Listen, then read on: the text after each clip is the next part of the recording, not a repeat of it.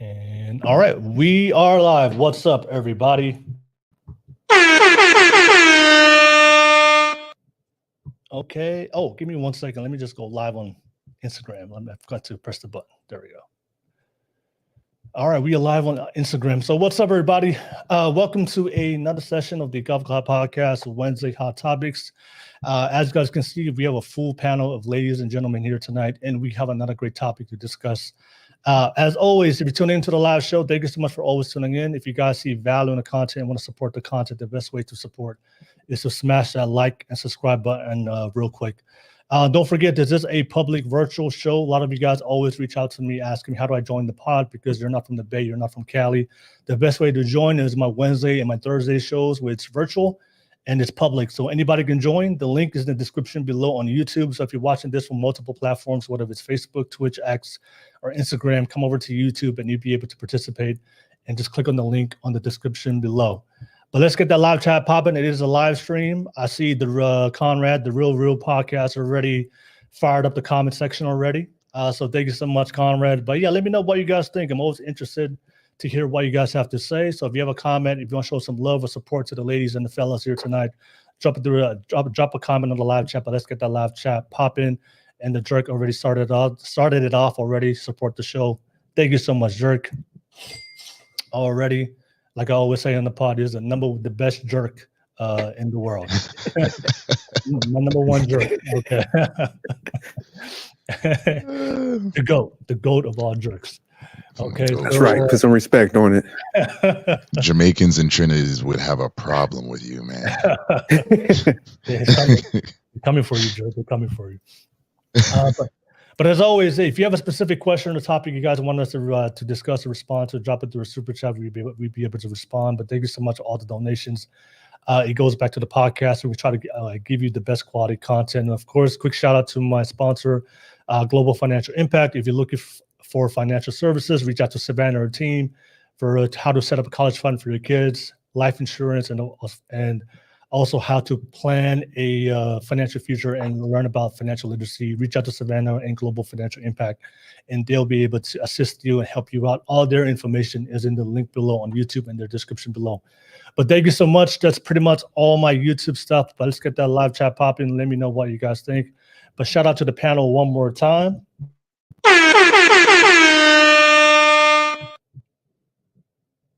All right, so thank you so much for making the time. I appreciate you guys for being part of the show, but I'll pass it back to you guys. We have two new faces here, and Jerk and Conrad, as always. Thank you for always being part of the panel. But I'll pass it to the ladies. If you guys don't mind, give yourself a quick intro, your name, where you're tuning in from, what do you do, and what is your relationship status. And I'll start with you, Gina. Go ahead, Gina. Perfect. So my name is Gina. I'm tuning in from Mexico City. I'm a couples and family therapist, and my relationship status is single. All right. Thank you so much, Gina, all the way from Mexico City. Thank you so much, Gina. Excited to have you be part of the discussion tonight. And I'll pass it to you, Natanya. Go ahead and give yourself a quick intro. Thank you. Hi, everyone. My name is Natanya. I work in the finance industry, and I'm based in a town in Northern California called Ukiah, and I am single. All right. Thank you so much, Natalia. Thank you, ladies, for the great introductions. I'll pass it to the fellas. I'll start with you, Conrad. Go ahead and give yourself a quick intro. Good evening, everybody. My name is Conrad. I am the host of the Real Podcast, stationed here out of Toronto, Ontario. Currently in office management, which is not really what I like to be in. So stay tuned for more. And I'm just glad to be a part of this wonderful show with wonderful people here tonight. All right, Conrad, as always, thank you so much for being part of the pod. And last but not least, Jerk, go ahead and give yourself a quick intro. All right, I'm a sophisticated Jerk, procurement executive, coming out of the DMV area. And always, thanks for having me, Will. No worries. All right, Jerk, thank you so much. Ladies, fellas, thank you so much for making the time. Shout out to you guys as always. Tim, I see you in the live chat, but let's get that live chat popping. I see you guys are starting to tune in. Thank you so much. But let me know what you guys think on the live chat. And I know there's a lot of ninja watchers watching right now, always creeping on my channel. Definitely come out the closet tonight and say something on the live chat. I would like to hear what you have to say. Okay. But let's go right into it. So the topic we're going to be discussing: are men too insecure to date confident, successful, intelligent women? So This is a viral topic that I saw that's constantly being discussed online between men and women. There's a lot of back and forth discussions on this topic, and I would like to bring this. So that's going to be the focus on tonight's topic. We're going to talk about a lot of things that's regarding insecurity, because insecurity, the word insecure is what I see online. It's a buzzword a lot of men and women use today, especially when they don't attract the quality partner they want. So if somebody, based on what I see, this is just my observation, but based on what I see, it's a buzzword people use without kind of defining what that is or the context of what that is. But I just see a lot of people, if somebody doesn't want to date them, you're just insecure. So it's something I just see, especially on Twitter. If you're on X, I see that a lot. A lot of people are just putting on Twitter. One of the reasons why people don't want to date them, because they're just too insecure. So we're going to focus on that. We're going to kind of break that down. Is it really insecurity? What's stopping men and women, especially men, from dating a lot of beautiful, attractive, confident, successful, intelligent women? Is that really the main issue? Is men lack insecurity, or is there more to it? So we're going to break that down tonight. Marcus, good to see you in the live chat. But let me just play this video real quick. This is a TikTok video that I saw that it kind of went semi-viral. They were talking about this topic, and then we're going to react to it, and then I'll pass it back to you on the panel, and then we all have an opportunity to share what we think about the topic. So, so this is the video I saw that was kind of talking about this topic. Really have a lot of examples of relationships where the woman is more successful and makes more money. It takes a really good guy, very secure, to not feel emasculated, which is crazy that you would feel emasculated by that. Bro, of course. I think it's envy, jealousy, but also like lack of control. They maybe feel that women need that validation from them. And so when they start to get validated by like other people around the world, like tons of other men and other people, they feel like, well, where's my power? I'm not needed. What can I give her anymore? That's crazy. So it's like almost like a ticking time bomb where it's like she's gonna break up with me, only a matter of time. And that's where Dax Shepard said that's why a lot of guys in that situation cheat, because it's their only way of gaining that control back. That's a really good perspective. Yeah, I never thought about it that way. Even though, because most guys cheat though. It's a lot of women's experience. So it's crazy how many women you meet where every single relationship they've been in, they've been cheated on. Oh, all right. Interesting. interesting clip. I think keywords I heard was envy, jealousy, control. That's interesting choice of words. So, I believe this is an important topic to discuss. If you look at the landscape of the dating market today, back in the day, traditionally, where women played the traditional role of being at home and supporting their man. But now we're living in modern society, 2024. Women can go out there and be successful. They can achieve things. They can take care of themselves financially. They can start their own business. So we are living in a different time of generation of women who are growing up in a society where they can go out there and be successful themselves, which I don't have a problem with, right? There's a lot of confident women out there. There's a lot of intelligent women out there, a lot of successful women out there. But what a lot of women are finding out that a lot of men are not into dating women who tend to be more confident, more successful, more intelligent. So I do see this online. The women tend to tell what they tell men that you're too insecure. But I think there's a reason why, and I would love to have the discussion tonight. We got some fellas here tonight. We got some confident, successful, intelligent, beautiful women here tonight. So it's going to be a great discussion to have to break it down. Are men just too insecure, or there's a reason behind why men select the type of women they choose, and there's a reason why women, as they become more successful, it becomes a difficult thing for them to find their own cohort, and when it comes to what they want in their own level, especially in their level of success. So I want to have that discussion tonight. And as always, I would like to hear your feedback. I see Lovely World on the live chat. Marcus, always good to see you in the live chat. Thank you so much. Let me know what you guys think. Are men too insecure to date confident, successful, intelligent women? And don't forget, this is a live panel. So if you want to jump on the panel tonight and be part of the stream, the link is in the description on YouTube below. But I'll pass it back to the ladies. We'll get it started. I'll start with you, Natanya. Natanya, what's your reaction to that clip? And also, what's your perspective? What's your response to the question and the main topic tonight? Do you believe that are men just too insecure to date confident, successful, intelligent women? What do you think, Natanya? Go ahead. I think it depends on the man and how emotionally mature he is, because I know like a lot of men like to lead and they like to be in charge, and that's fine. So, let the men lead. And if the woman is successful, I think in that case, you might want to find a man who you can build with, or a man who you can support, because men like to be supported. They need that emotional support. And if the woman always wants to be in charge and she's always trying to like lead, then she's going to be the man in the relationship. So that's not really going to work. So you need some bit of a balance. So back to your question, I sometimes it's insecurity, but sometimes it can also just be like, I don't think it's just insecurity. I think it's, you have to kind of like just let the man do what he needs to do. And then if the woman can support him, that works. I'm just saying with the relationships where like the woman is making more, a man might feel emasculated in that case. So I feel like you need to be with the right partner. That's what I'm trying to say, right? You need to be with a partner that has the same vision as you, that has the same values, that has a similar goal in mind. So you can work on that together. Okay. All right. So thank you for sharing, Natanya. I appreciate that. I'll pass it to you, Gina. Gina, what do you think? Do you think that are men just too insecure to date confident, successful, intelligent women?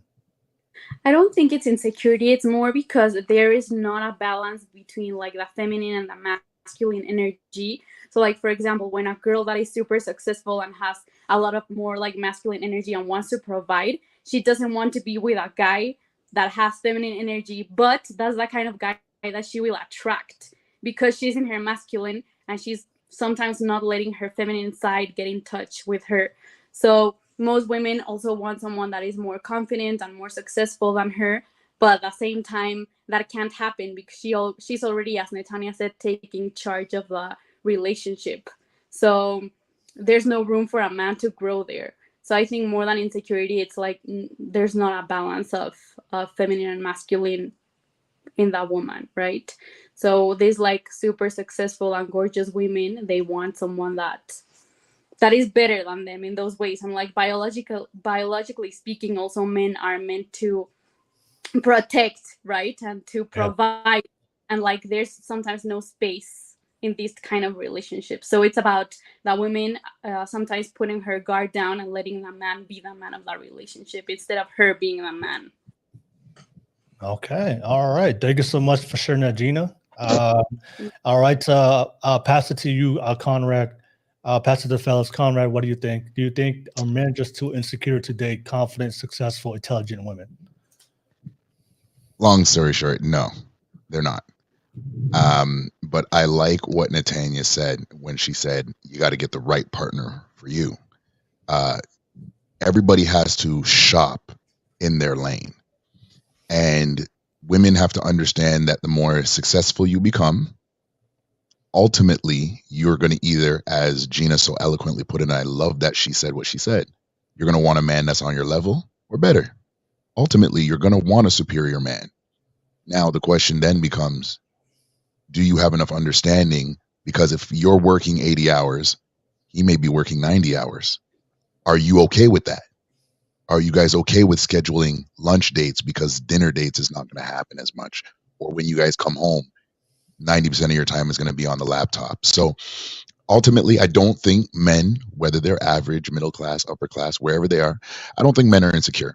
I think it's an aspect of mitigating risk for themselves and for the other person. There's an aspect of PR work. They don't want to leave a situation with a bad reputation. And I think men are clearly aware of these things. And I think both parties need to shop within their lane. Unfortunately, if you're a super successful woman, you're not going to get the most compassionate Rosemary, lay out some rose petals guy, because ultimately your energy, your mindset doesn't match with that guy. So no, men are not insecure. Okay. To date, successful women. Okay. All right. Thank you so much, Conrad. And I'll pass it to you, Jerk. What's your response to the topic? Go ahead, Jerk. Yeah, first of all, the clip, there's too many internet psychology people out here that don't know nothing. So I just wanted to address that real quick. But as far as the question, are men too insecure? It's a two-part answer. I'll say yes, a small portion of guys are insecure. Because they would we heard them on numerous panels where they would say, well, if she gets a job, she's gonna, end up get a work husband or something like that. So there is some insecurity in that, but I don't think it's the large portion. I think for most guys, they just don't really want to deal with some of the females that are combative. And I think sometimes, and this is not all females, because there's also a portion of females that are successful, willing to work with their man. But I'm just saying there's a lot of females, it seems for some reason, when they get successful, it's almost like they got to wear that on their shoulder and kind of throw it in your face. Like, hey, I'm successful, this and this. So I think a lot of guys see that combativeness and the ego. And like kind of what Conrad was saying, it's just they don't want to deal with that, because men naturally are pretty simple and stuff. So I don't think it's insecurity in that. I think we just all seen an example in our lives now where we've seen somebody either deal with a situation like that, or we might know somebody personally that has some of those traits. And you're just like, I don't know if I want to go down that route. So I think that tends to happen a lot. And then also, just in those dynamics, because Conrad had it right, where I think for women, especially if say they are successful, they want another successful person. And sometimes it don't work out for what he said, like the hours that you have to commit to make it to those levels, but also the egos both people kind of have. Because, if you hit certain tiers in an organization and stuff, you got a little bit of ego on you. So it's just like sometimes I could come home, when you're making decisions, both of y'all pretty like logical, smart. That's when you start bumping heads and stuff. So I think that's why sometimes guys just like, I don't know if I want to deal with that. I got enough ego my damn self where I ain't trying to have a replica of me, in my own house where we just battling and then, no decisions could be getting made because now you're kind of battling with each other, to finalize that decision when, your house should kind of be a sanctuary of peace, So I think that's what tends to happen a lot. Okay. All right. Thank you so much, Jerk. Thank you so much for everybody on the panel for your perspectives. So, but you know me, you got to get that bread messing with the Jerk. Because y'all gonna pay half these bills. All right. Thank you so much, the panel. Thank you for your opening thoughts. I see Vin on the live chat. Good to have you, Vin. Good to have you guys. But get that live chat popping. I do appreciate you guys for being on the live chat. Let's get everybody active. But let me know what you guys think on the live chat. So I'll pass it back to the panel. Let's open it up for open discussion. We've all had a chance to kind of share our perspective. Does anybody here want to respond to what somebody said? Whether you agree or disagree? I was taking some notes. So if y'all see me with my pen, I'm taking notes. So Natanya, jotting some stuff down. Oh, of course. I was going through some things there, and definitely, like I said, great points. There's a lot of things that I agree with out of the statements that Natanya and Gina made. Natanya, though, there are some things that you said that overlap on the buzzwords that are online, and I kind of want to speak to, or at least maybe open this up for some of those. Emotional maturity, the ability to control yourself or have that discipline to control your emotions regardless of what's going on. And this is what I was speaking to when I said men more like to mitigate risk, right? So it doesn't, as Jerk was saying in his answer, that it doesn't necessarily equate to a high probability that men and women are going to have that peaceful sanctuary coming home being uber competitive. A lot of people, it's hard to turn it off. For myself, the way that I de-stress is by competition. I'm most at peace when I'm competitive. So if you give me a goal, or if I have a goal that I'm going to achieve, I can work long hours and I can sleep less. I know already in my mind that I'm going to be tired the next day, but I've resolute that already because I have a goal to get to. And so these things I've found that I am, and my wife is not necessarily the most competitive by nature in that regard. So I know that I got to turn that down. And like today I came home, it was a really crappy competitive day for me. I was in my echo chamber in my mind, and like it was hard for me to turn that off. And she was kind of left to the side, kind of like, dude, what's going on? And so this is kind of some of the things I'm talking about when I say when you say emotional maturity. This is how I look at it. It's to understand that when you come home, home is not a part of that struggle. And I think where we're coming to with men and women, that especially if you're younger and you're climbing that corporate ladder and you're making moves and you stocks is hitting and everything is hitting for you. And it's just like, okay, how was your day? Well, I hit on this and this and this. Okay, well, I hit on this and this and this and this. And now we're talking about business and our career more than we're talking to each other about each other. So we're not loving each other. We're not giving each other words of affirmation for those who love the love languages out there. We're not feeding into each other. I'm not soothing you. You're not soothing me. And so we miss that. So emotional maturity, yes, does have to be on that part to say, I'm not in competition with your success. I'm here to support your success so we can have a good foundation. Build with. I will say I don't agree with that. I don't agree that is a high probability that men, and let's say I'll flip it. For the woman that is uber successful, it's not really going to be a highly probable thing that you're going to find a man who's going to be able to understand what your schedule is, not necessarily from an emotional sense, but in the aspect that it's not you that he's going to be insecure about, it's himself. Because your success may be a mirror to himself of what he has not got to yet and how he's not there. And so he has to battle that reflection within himself. Again, let's say that is understanding of discipline or time and space to know that you are not my inability to be successful, but it is a reflection to say, man, like, dude, you got to be up to the par. And I like what Gina said, because this is where we're really and truly at. And I think in the space where we're talking about men and women in relationships that are successful, it's how young can we be? How successful can we be at the time when we meet each other so we can actually complement each other? What does that look like? And this is why I said people got to shop in their lanes, because if you want somebody who's going to be your equal or better, then guess what? The guy who's really romantic and works at Starbucks, he may genuinely have a problem. And it's not because he's insecure, but he understands that there's no place in your world for him. So you have now an extra responsibility to carve out a piece of your world and not begrudge him for that. So that's kind of my thoughts. I don't know how y'all feel about that, but that's immediately what I was thinking about. Some things that Natanya said and some things that Gina said was like, there's a lot of, you got to shop in your lane. You got to shop in your lane. Okay. Natanya, did you want to respond to Conrad? Go ahead. Yeah, thank you, Conrad. That's a good perspective.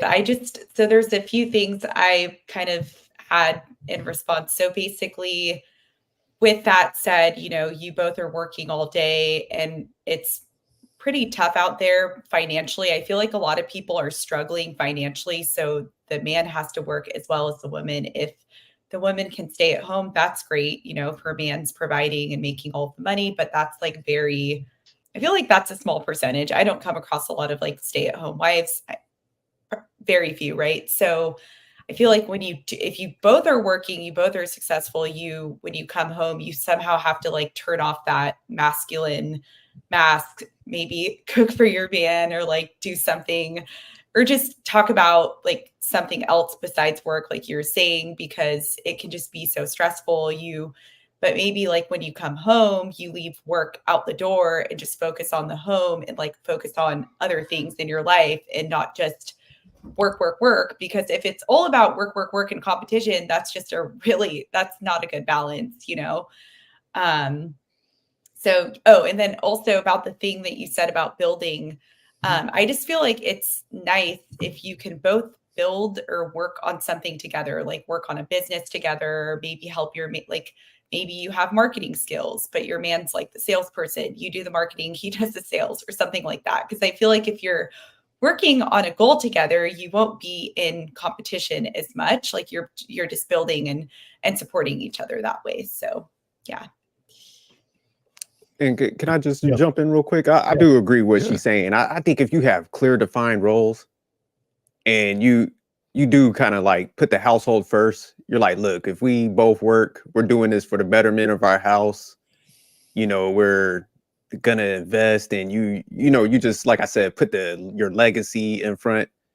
I think that's when it can work out, where you have those clear objectives. And you're like, hey, look, this ain't about egos. This is about us like advance in our household. You know, this is a quicker way to get to it. You know, there's two incomes now. Let's pay down debt. So it's just like if you approach it like that, then I think that's where it could work. But yeah, like you said, you got to shut down the egos mainly, because I mean, you could have like you said, I'm in a DMV area. You know, most people do work, so it's typical, like you said, that's the norm to both. I'll say people working, but it's just like, you know, you could come home and talk about work and stuff, have that genuine interest what that person is doing. But yeah, it's just like you got to shed the ego and understand, like, hey, we're both in this fight together, versus like, you know, the competition element. Oh, I'm doing a little better. Oh no, you're doing better and stuff like that. Or you're not doing this. It's just like, hey, we're working together on this, and let's find the efficiencies at the house and where we could keep working with each other. All right, thank you, Jerk. Gina, did you want to add on? Yes, I mean, I do think that that's like the ideal situation, of course, like leaving everything outside of the home. But realistically, I think that sometimes it could be very difficult, because if you know, I don't know, the woman knows, well, the man knows that the woman is making more money, he might feel he doesn't want to like be emotionally available for her, maybe, right? Because he already has like these like thoughts in his mind originally. So it could be very difficult to come together. And obviously it's about teamwork in a relationship, but it could be very difficult for each one to play a different role also inside the household, right? So that's something that I think a lot of couples struggle with right now, right? Like making money, who makes more, who makes less, who is better in some aspects, who needs to improve in other aspects, right? So it also has to do with the fact that like sometimes it can be, I don't know, like that the man is like less even like attracted if the woman makes more money than him, or doesn't want to open up emotionally because of that same reason. I don't know what you all think about that. If Go ahead, Conrad. Oh, sorry, Will. No, No, I was go ahead, going to say, okay, Gina, in regards to that, and these are the questions that I've asked myself in times when I was dating, and in respective to when I found my wife and we were in courtship. What is you making money and what you've accomplished? What does that have to do with how I feel about you? So when we talk about emotional maturity now, this goes both ways. If you as a woman feel some type of way because you make more than your man and he does not, because we have to understand, woman, you are the emotional safe place for your man. Not all men, but your man. So if your success stops you from being his peace and his emotional safety, that is on you. Because that is exactly where insecurity is going to come from. If you can't be the quote unquote teddy bear that I come home to hug, because I've got to meet your metrics every night I come home. Did you do this? Did you do that? Did you go to your boss and talk about that raise? I don't care if it's 50 cents on the dollar or 2 cents on the dollar. You better come home with that raise. No, I'm not coming home to do no check marks with you. I came home to hug you. I came home to breathe. You ever had somebody hug you and they just breathe a big sigh of relief? Like you're just the biggest therapeutic release for them? That's what the woman is to the man. So when I come home and you're my principal, you're my mom, you're my drill sergeant. Oh no, we going to war. You got to get your 10-ounce boxing gloves. And here's the problem. You do not have the ability. I call it code switching, right? You can't code switch. You can't be Jane, the CEO, and come home and be Judy, the wife. And you got to have a separation in those things. So it doesn't matter if you make more money than me, because guess what? I should have, as we've said, emotional maturity. I should have enough maturity to understand that you are not tied to my success. And so much so that the only time a woman is tied to a man's success in the public eye is when he starts going for serious roles like director, CEO. Other men want to see that his life is in check, and the woman that walks beside him is an extension of his ability to lead, because if she's successful and he can lead her, then he can lead this company. But if she's sitting there using him like a doormat and they're both quote unquote successful, I don't know if that's the guy I want dealing with these acquisition merger deals and all of these things. I don't know if that's the guy I want. So there has to be an understanding where, ladies, you got to understand, you were meant to be the pillow. You weren't meant to be my scratching post per se. You're not there to rub the barnacles off of me or to cause friction. You're there to soothe me. You're there to heal me. And likewise, the man is there to put you back together when the world has tried to rip you apart. This is when we talk about masculine and feminine energy. This is, I believe, this is the substratum, the foundation, what we need to understand. So when we can't come together because somebody's super successful, I think there's immaturity on both parts, because your success at the end of the day, not going to do, if you leave and you're successful, it ain't going to do nothing for me except for give me some peace, because I don't have to come home with your checklist every day. Okay. Real quick, I think the major issue a lot of times too, we're not them type of dudes that just want to blame this side, but I would say like it lands more on the woman's side, because here's what tends to happen when women say like you rise up, you're making 100,000, but your man's still stuck at 50. Typically women want the guy to rise up, to where they're kind of at. But the guy, say if he's making 100,000, his wife only makes 50,000. He's cool where he's at. He's not gonna put the pressure on her like, oh, you need to kind of keep building. So I think that's why some guys are just like, hey man, I don't want all that pressure he might be content where he's at, at his rate, and he might understand his like limitations and stuff, but there's that constant pressure that he's got to keep rising up to, be equal at that point. Versus, like I said, on the male side, it's just like, hey, I'm cool where you at. I just appreciate the fact that you're contributing, you're willing to work with me. Your 50,000 is cool. We'll work with that. But yeah, females are more like, hey, you on a clock. You got 3 years to, make something happen and make something shake out. Talk to your boss, like Conrad was saying. So yeah, I think there's that pressure that some of the guys feel with that. Yeah. All right. Thank you so much, Jurek. Kingmaker, good to see you. It's been a while. I know. So thank you, man. It's good to see you again. Likewise. I like your name, the Kingmaker. Yeah, the Kingmaker is back. Thank you. We've had some great conversations in the past with the Kingmaker. So thank you much for jumping on. I do see the Superfly Galactic General. Give a shout out real quick on the live chat. Thank you so much. I haven't seen you before, so I do appreciate your feedback. And I see Mackie Samuels. I've never seen you before as well. I appreciate your feedback. Man, let's get that live chat popping. Let me know what you guys think. We're having a great conversation.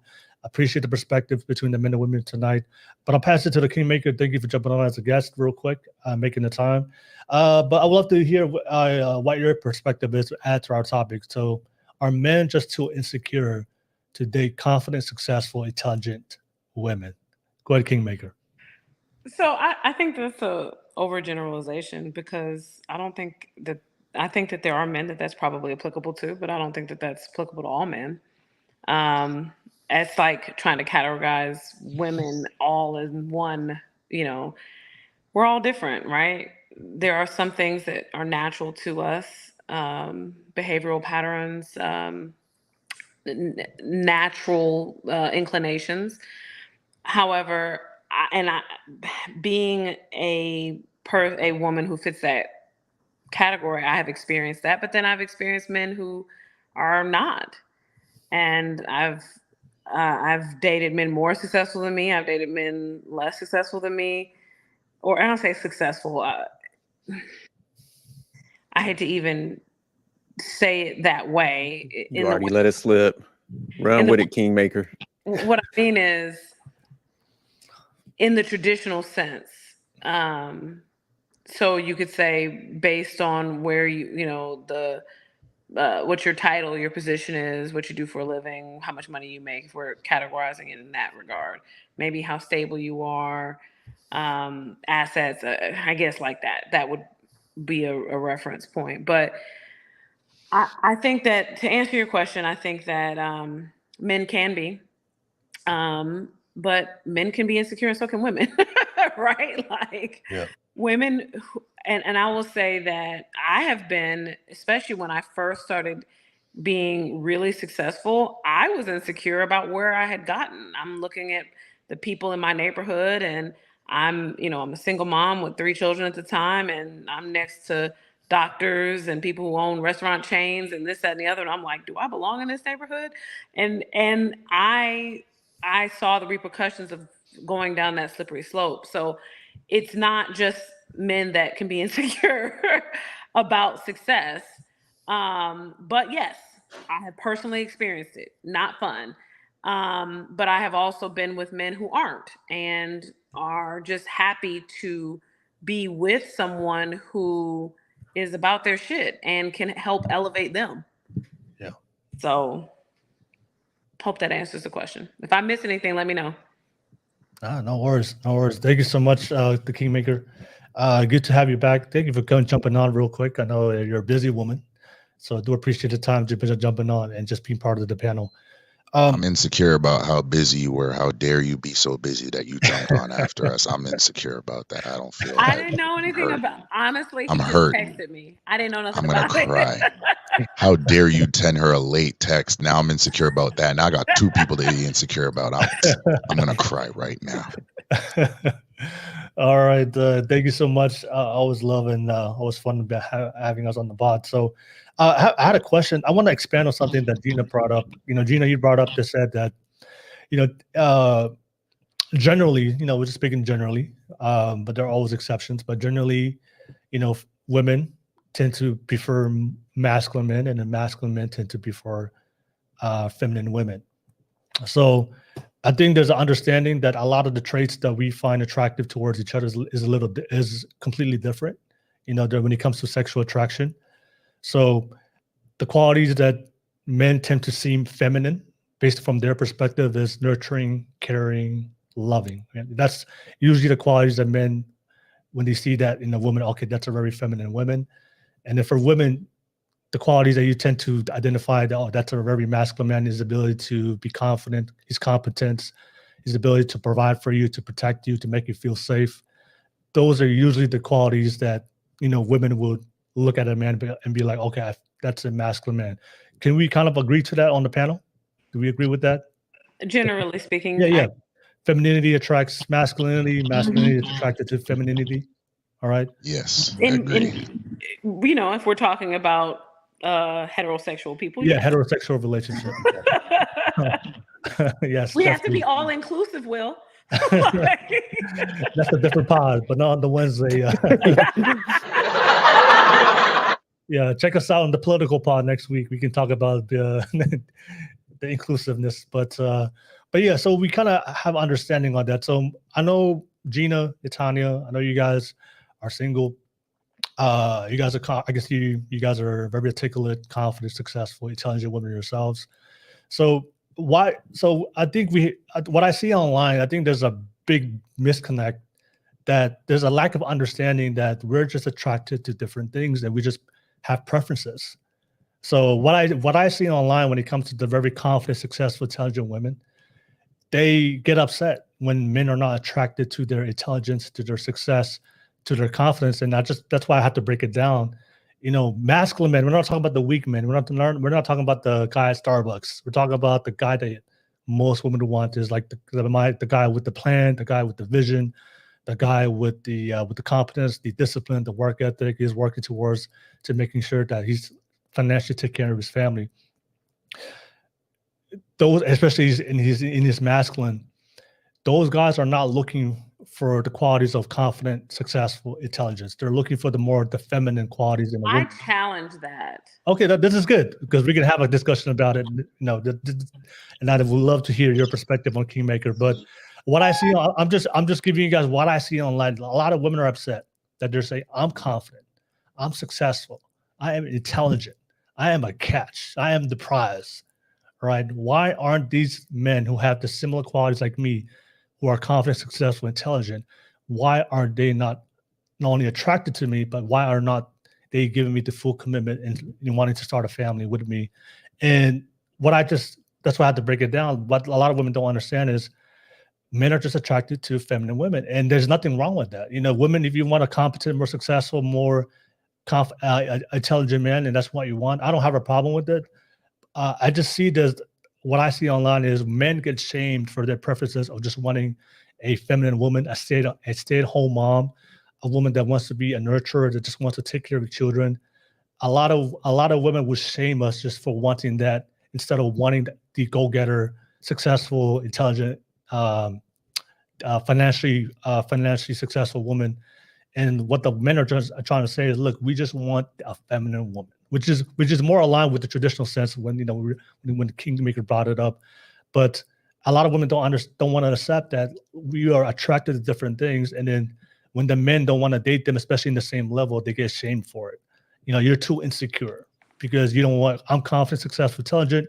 Why don't you want me? And then what the men are just saying, look, sexual attraction is not symmetrical. It's not the same. Like, we look for different things, and women have preferences of what they find attractive, especially to masculinity, and then men have things that we prefer that's attractive regarding to femininity. And when it comes to relationship dynamics, it tends to do a lot better and more efficient when our qualities complement each other, when the masculine and the feminine. But when you have two feminine people in a relationship, it tends not to work. When you have two masculine people in a relationship, it tends to not to work. So the guy that's extremely in his masculine, he's tend to more looking for a person that complements him, which is more a feminine woman, and a woman that tends to be more willing to take the responsibility and the role of raising his children, taking care of his children, supporting him and his purpose of what he's trying to do with his life. But it's hard to navigate a relationship if we're both trying to be successful and we're both trying to achieve things, because how do you make time to start a family when we're both playing the same role? So our roles have to be complementary, not the same. So I want to pass it back to the ladies on the panel. I would like to hear what you guys have to say. Do you guys like, that's what I see online. Like, women just don't understand that simple concept that we are attracted to different things, which is okay. But there's a big a demand for women is a man must be attracted to the same thing I am attracted to. I'm confident, I'm successful, I'm intelligent. So you have to be attracted to these qualities. And guys are saying, look, I'm looking for more of the feminine women. The more attractive women. I'm a woman that is able to have children. So what's your response to that? I would love to hear. Do you guys understand it, or do you guys have do you want to push back against that? I understand, but I have a pushback. Okay, I'll start with you, Kingmaker. What's your pushback? Because I know you have limited for time, but go ahead. So I think that, so first of all, I don't think anyone should be shaming anyone based on what they want. Like, that's crazy. I don't even understand the point of that. It's not helpful. This is what you want. This is what you want. But I also think that what men want changes over time, just like what women want changes over time. Depends on how old the person is, what experiences they've had, what experiences they want to have, and who they think that can provide those experiences. But I think it's somewhat unfair to say that because a woman is intelligent, confident, successful, that she's not feminine. I think that's craziness. Women can be all of it. It's just like saying, a man who isn't, that would be like saying someone who isn't hyper successful and that's a man isn't masculine. Just because they don't, make what most people consider successful money, or they don't run a company, or they don't whatever, that they're not masculine, and that's not true. I do agree with you that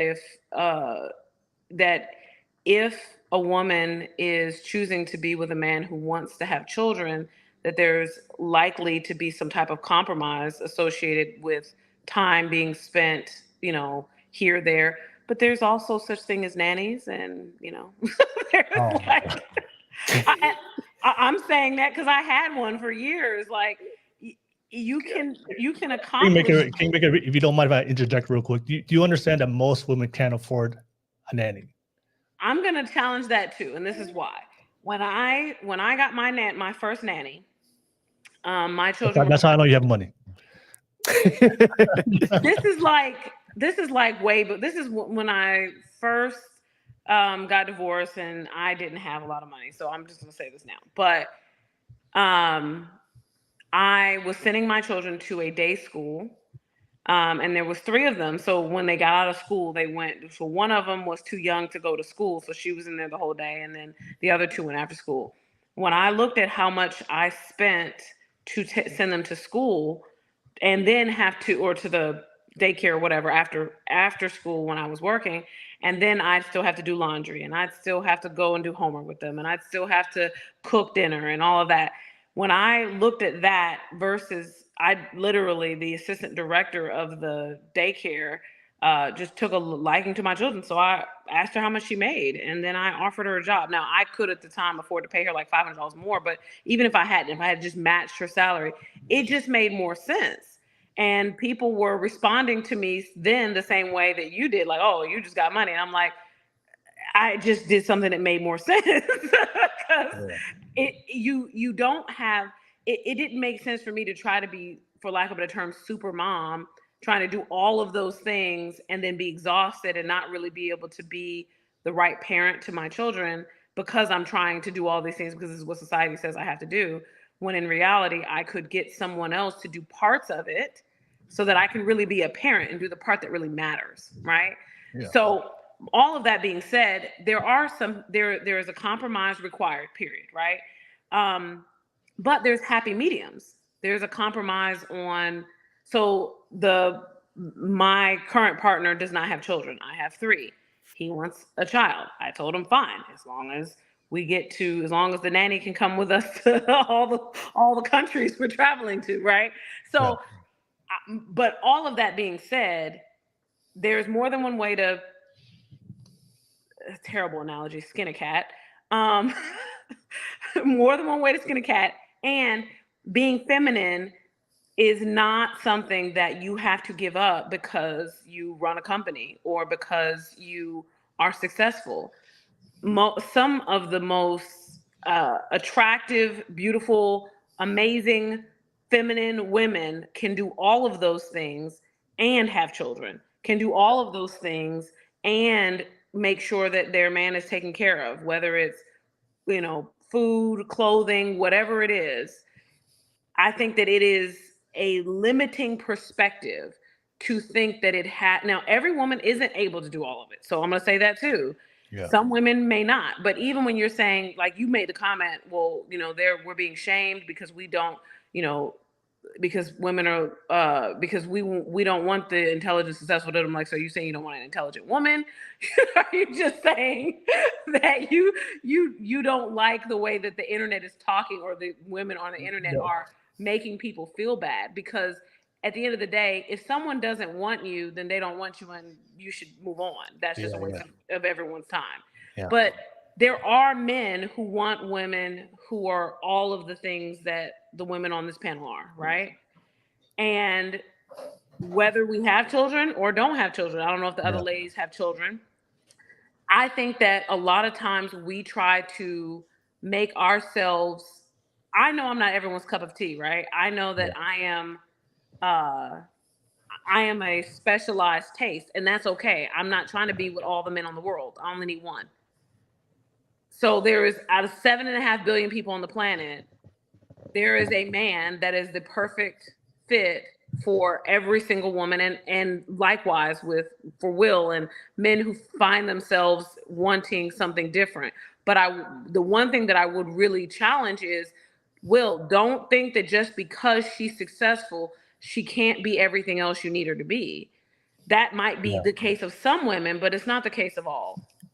Okay. All right. No worries. Can go I ahead, jump in real quick? Yeah, go ahead. Because I do agree a lot with what she said. Because and that's what I mentioned in the beginning, where I'm like, I work in DC, and in my career field, a lot of women in their mothers and stuff, could go, definitely feminine. My wife too. She's a high earner. We both are.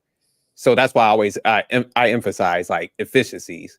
And that's what Kingmaker was explaining. That's when you guys got to come together, and you're like, you know what, we'll tackle, I got this portion, you take care of this portion, and it's going to work itself out. But, they're still feminine, because you're just going to find workarounds and stuff like that. And I think that's where people got to wrap their head around.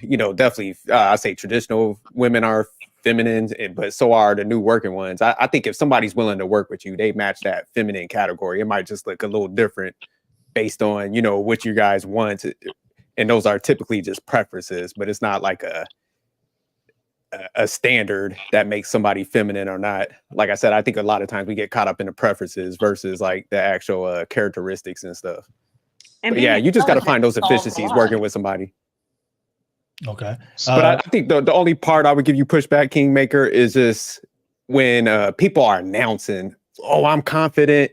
That's the part that you already know. Like I think I forgot who was saying it in the chat. Tim, he's like, "Then comes I need a man who can handle me." After they start announcing, "I'm confident, I got this and this." It's just What like, do you man, put we back all up? are adults. We work. You don't need to make announcements. But what did I say that? I guess that's a pushback too. Exactly. No. I was just saying, like when Will was making, he was breaking it down when women are coming out there saying, like, "I'm confident, I'm this and this and this." Yeah. It's like if you're truly confident, you don't need to spell it out. Agreed. So that'd be odd if a guy walked in the room and is like, "Hey, I'm confident, I'm successful." Right. He's probably not the most Point to the confident shirt. person. That's why he needs to make that announcement. We can So just when, see it based on his swag. We good.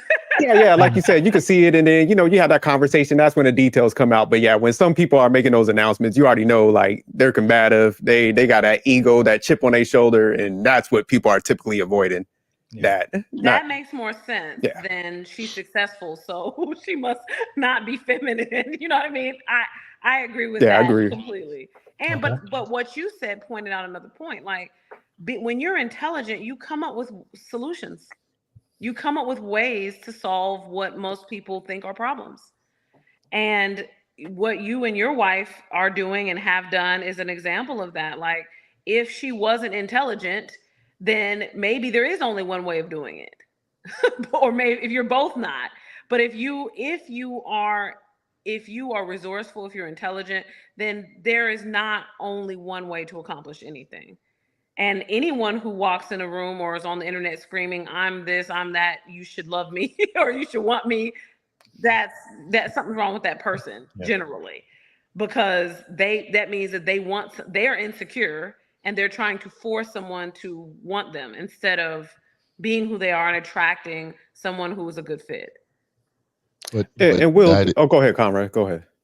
I was going to interject and say, like, but these individuals, right? If it's, let's say, a large demographic of women that are online that are actually saying, "Well, I'm confident, I'm accomplished, I'm this, I'm that." What have you not resoluted in yourself that you're supposed to be those things? Like, can I say? And I'm saying this humbly with the utmost care that I possibly can. Ladies, we men expect you to be intelligent. We expect you. We expect you to be an adult. If I can, salute to the Godfather Kevin Samuels. You don't need a manual to teach you how to be feminine. You were born feminine. So your ability to be an adult and handle your bills and change the world around you for a better you and a better situation around you, I should not be in competition with your resume. And if I happen to be in competition with your resume, then I have the utmost amount of respect for myself to say you're not good for business long term, and that business is the relationship. It might not be with everybody, but it will be with me. Ladies, most men expect you to be intelligent, and it is a great thing to see and experience and have a conversation and banter back and forth and debate and disagree with a woman who's intelligent. But I'm not going to fight you because of your intelligence. Does that make sense? Does that resonate? Right? Like, I like the dynamics of everybody here. One thing that I'm very inspired about in terms of Queenmaker is because she's resting in her feminine. I would love to be a fly on the wall and see her tackle the business world, because I'm already sensing from her that her feminine wouldn't change. She wouldn't be Doomsday, for those who are comic fans. She wouldn't be Doomsday 1 minute and then be Lois Lane the next minute, right? So for us men, we know we got to be super. I don't know. She might be smoking cigars and wearing some Timbs out here. Stomp them in the nuts, eh? No. No, but seriously, like, ladies, we expect you to be as intelligent as you are feminine. And I think what we need to do is peel this back, is that your femininity is not defined by your success. No. And likewise, your femininity is a blessing, I say, from God above, because you're able to be able, if anybody has ever quoted, the Proverbs 31 woman, read verse 26. Her words are wisdom. And out of her mouth does come the law of kindness. You're able to subject atmospheres because of what comes out of your mouth. So if you can't do that, then you can't be a Proverbs 31 woman, because the Proverbs 31 woman, it is not about her resume. Her value proceeds out of her mouth, and people are able to grow from what she says. So can you bring life to a situation? Out of all your accomplishments, can you bring life? Can you speak life into a man? Can you nurture a man with your words? Can you nurture your home? Can you nurture your kids? It's great. You've been a great adult. You graduated with a BA, but I'm not in competition with that ever. And if I have to be in competition with that, I'm not insecure. I'm mitigating risk. All right. Gina, Natanya, did you want to add on? I want to give you guys some time. Yeah, I'd love to. I love the Proverbs 31 verse, Conrad. I just think, going back to what Conrad was saying, I think that we should focus more on someone's character and what their traits are versus just their success, right? Because obviously everyone in the world here, we need to make money, we need to eat, like, you know, if you want to have kids, you need to provide for them, whatever. But it all goes back to, are you a kind person? Are you emotionally intelligent? Do you know how to communicate? Like, those are things that I look for. So I think that's where you have to look. You need to look at someone's character. Like, or is this person just about status? Are they just about looks? Are they just about money? Because that can also backfire on the relationship too. Okay. Agreed.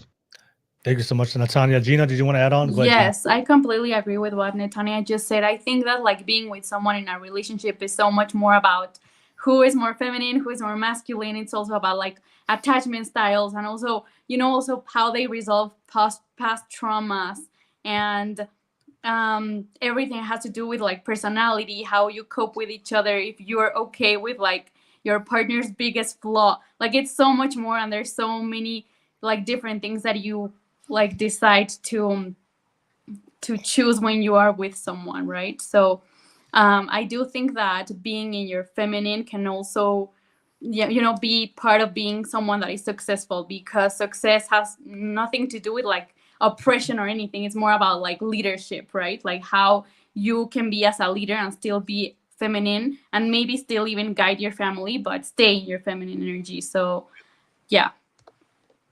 All right, no worries. Thank you so much, ladies.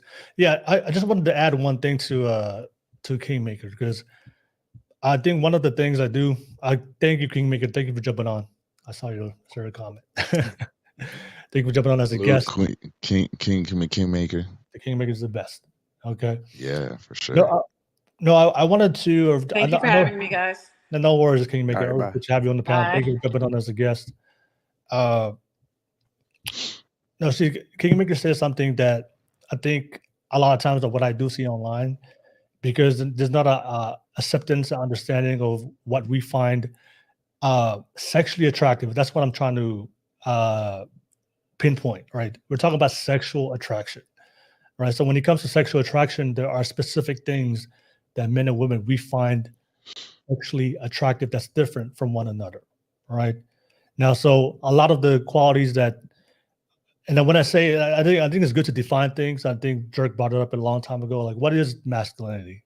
You know, what is femininity? If you look up online the definition of femininity and masculinity, they're just the traits. Masculinity is the traits of a man, and then femininity is the traits of a woman. And I think I believe, Conrad, you already brought up a great point. You know, when it comes to femininity, it's already in it's in every woman. It's natural to you.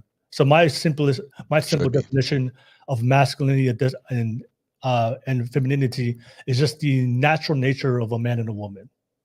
Behaviors, the thing that's natural to you. So I would say that qualities that naturally comes more natural to women is like your nature, your nurturing nature as a woman, or your compassionate, loving nature. The nature of a man that comes natural to us will be our the independent nature, to the assertive nature, the nature to be courageous, to go out there and to provide and protect. Those are usually the qualities that comes natural to us. So usually when it comes to sexual attraction, those are the things that we find naturally. We're naturally just attracted to those qualities, whether you're conscious or unconscious of it. That when, as a woman, when you come across a man that's courageous, that's assertive, that's structured, that has a plan, that to provide, that makes you feel safe, it's your feminine nature to naturally be attracted to that masculine nature within that man. And the same thing for men.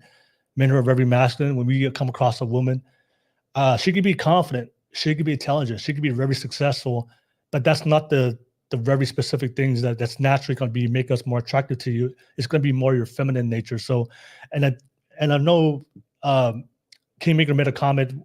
I don't know if she was just trying to be funny or that was criticism, but I do hear this from a lot of women. They, just because a man doesn't, when men say that we don't find confidence, success, intelligence, sexually attractive, they tend to go to the extreme. Are you're not attracted to intelligence, or you just want a dumb woman?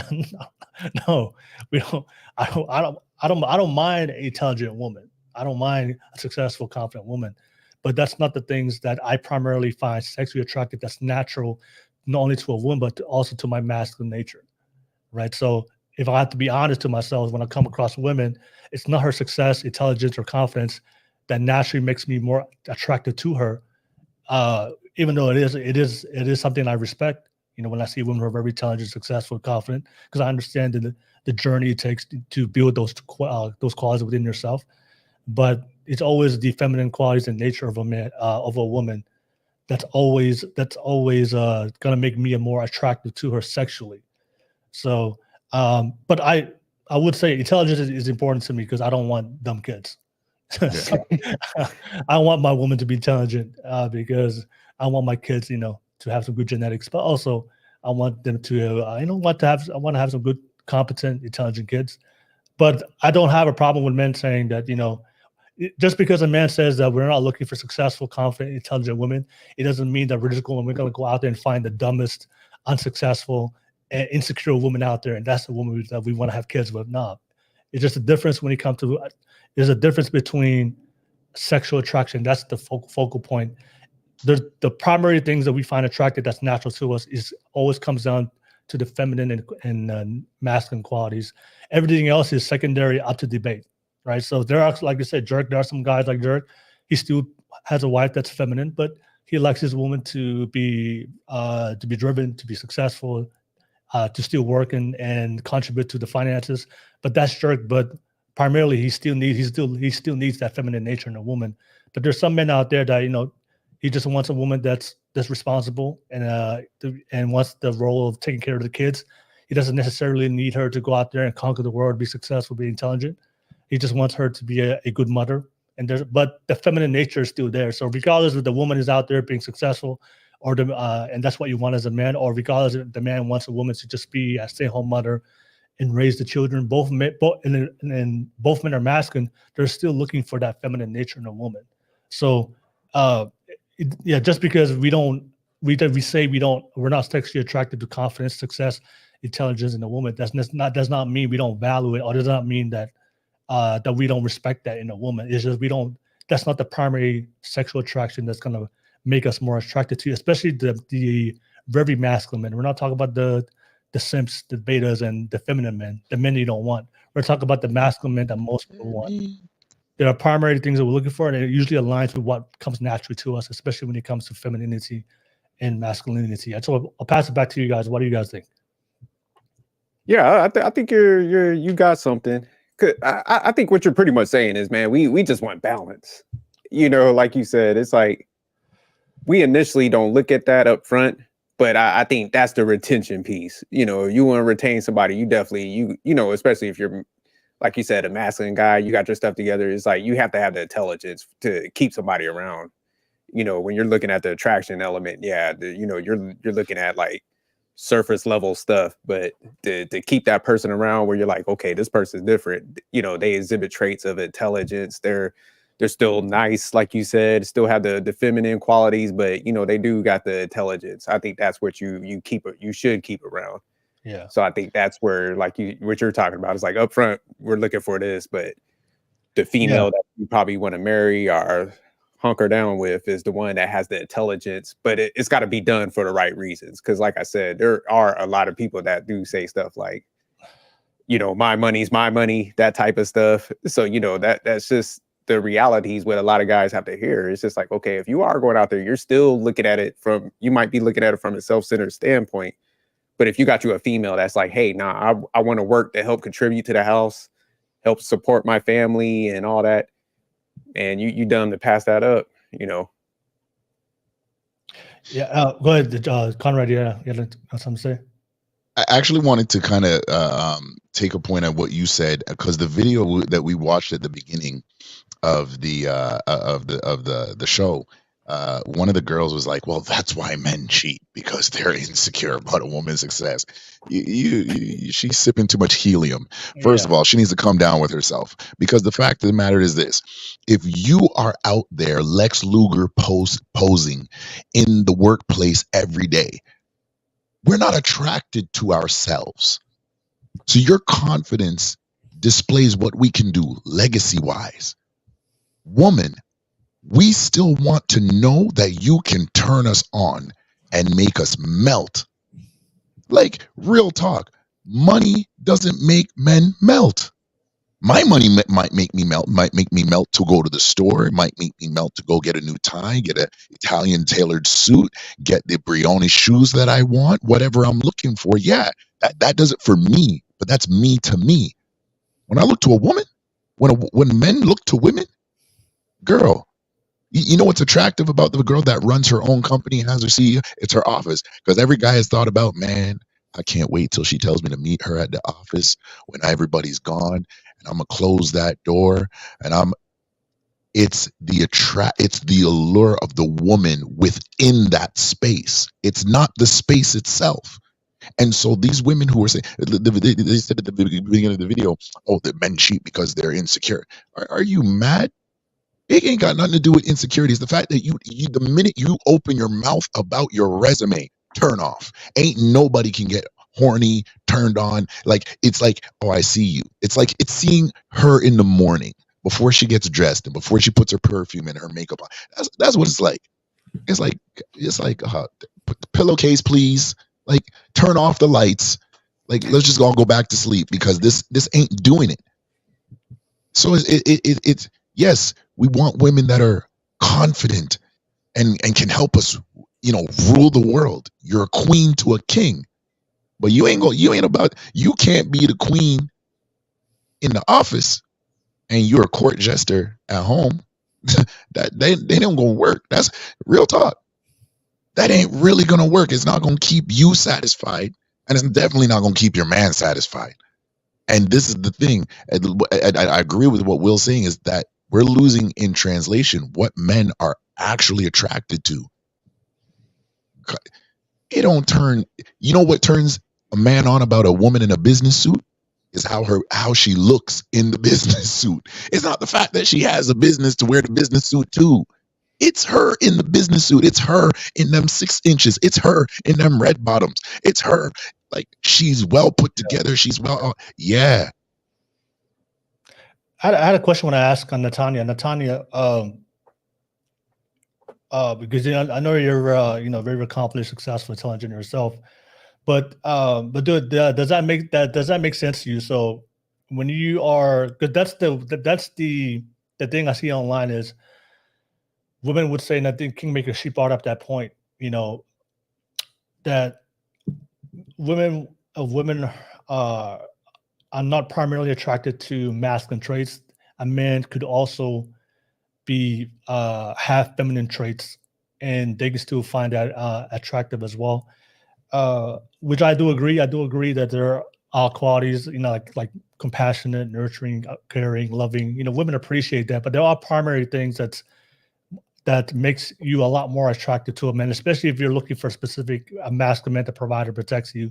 That's why you tend to be more attracted to. So if you had a choice of 2 men, one man was very feminine and one man was very masculine, most women would say they would be more attracted to the masculine man. So, but yeah, like is that true, Natanya? You know, is it true that are you more naturally attracted to masculine men, or is it equal? Because though that's what I hear online, women would say it doesn't matter what if the man is masculine or feminine. Women will be attracted to both. It doesn't matter. But I disagree. Yeah, I disagree with that. So when I don't want to like categorize the city, but I just feel like I'm really turned off by guys that are feminine. So if I just notice that he's more feminine in his voice, even, I know that's kind of mean, but it's just to turn off. Yeah, baby. Has that happened to you before, Natanya, where you gone on a date and the guy had a very high-pitched feminine voice? Has it happened before? Yeah, it's happened. Or like if you're messaging someone and doing a voice note or talking to them on the phone and you're kind of like, not really a fan of the voice, but you also, it's hard because you don't want to judge someone just based off of their voice either. Like they could have other good traits. So I don't know, but yeah, I think women are more attracted to like the protective, the provider type of man. Yeah. And just stop trying to be in denial. Like I think a lot of people are just so confused because there's a lot of like things that society says like women should do this, men should do that. But no, actually, biologically, most feminine women are attracted to masculine men, and then vice versa, right? Masculine men are attracted to feminine women. So like women are great at doing things like nurturing and caring and stuff, and then men are great at like leading and decision making. Like I do not want to lead the household. Like I hope my husband can do that because I don't want to do that. Like there's certain things I'm good at. There's certain things that he will be good at. So I don't know. Yeah, that's what I think. But it's interesting that they find both attractive. So yeah. And I had a question, and this is also a response to what Conrad. I wanted to ask the women on the panel, Natanya. So, like I said, I don't have a problem with women being confident, successful, intelligent. What I think is, I think there's a disadvantage for a lot of women because I do believe for most women, they still want to have family, they still want to have children, they still want to find themselves a good masculine man. But I think sometimes society tends to condition women that they can't prioritize that when it comes to their life. So usually women who are very successful, confident, they want to achieve something, which is great if you want to do that for yourself. But a lot of times society tells them, you know what, be in that role, be successful. You don't need to be in a relationship. But also what I see online, society tends to kind of devalue the natural, traditional feminine role, which comes more natural to women. So a lot of times women who are very successful, intelligent, they are so focused on their career that they tend to kind of put their energy into their more doing things like makes it more feminine. So that way they can kind of balance that out. Because Conrad made a great point. It's hard for women, who especially in that space, when they're trying to achieve something for their life, it's hard for them to, correct me if I'm wrong, Conrad, code switch, right? Yeah. It's hard for them to, if they're working in a very competitive industry and they're trying to be successful, which a lot of women have to adopt a lot of masculine traits in order to compete in spaces that earn a high income, which tends to be where a lot of men are in. It's hard for them to kind of switch back to their feminine role or nature, especially in the dynamic of a relationship. They tend to bring those same qualities that they do at work back to their relationships with their men. And then that, like we already explained earlier, if our traits are not complementary, there's going to be a problem, right? So if you're very masculine at work, it won't be a problem if you're able to code switch. But based on what I see, the women who are being raised to value their femininity, to value their role as a mother, to value their role of starting a family, but they still want to be successful. I don't see those women having a problem going to work and earning income like Jerks' wife, and still coming home and being that feminine woman for their man. But the women that I see on in my life and then online, that society's convinced them that to devalue their feminine side, to devalue the feminine role in a relationship, to devalue starting a family, and just focus entirely on just being successful and disregard everything else. Those are the women that I see that it's really, really hard for them to code switch, to make that switch, especially when it comes to their relationships. And that's why a lot of them, they're very successful, very competent, very intelligent. But then when it comes to the relationships, they fail miserably. With regard to relationships or with regard to their marriage, because they don't have, it's hard for them to transition into that feminine nature and that role that tends to complement, especially if they want a masculine man. All right. But I want to pass it to you, Natanya, based on your experience, but also the women in your space. Is that something that you see that it's hard? Is it hard for women to make that, to switch, to be that ambitious go-getter, and then go back to their loving masculine man, to be that submissive feminine woman? Is it hard? Is it hard for most women to make that switch?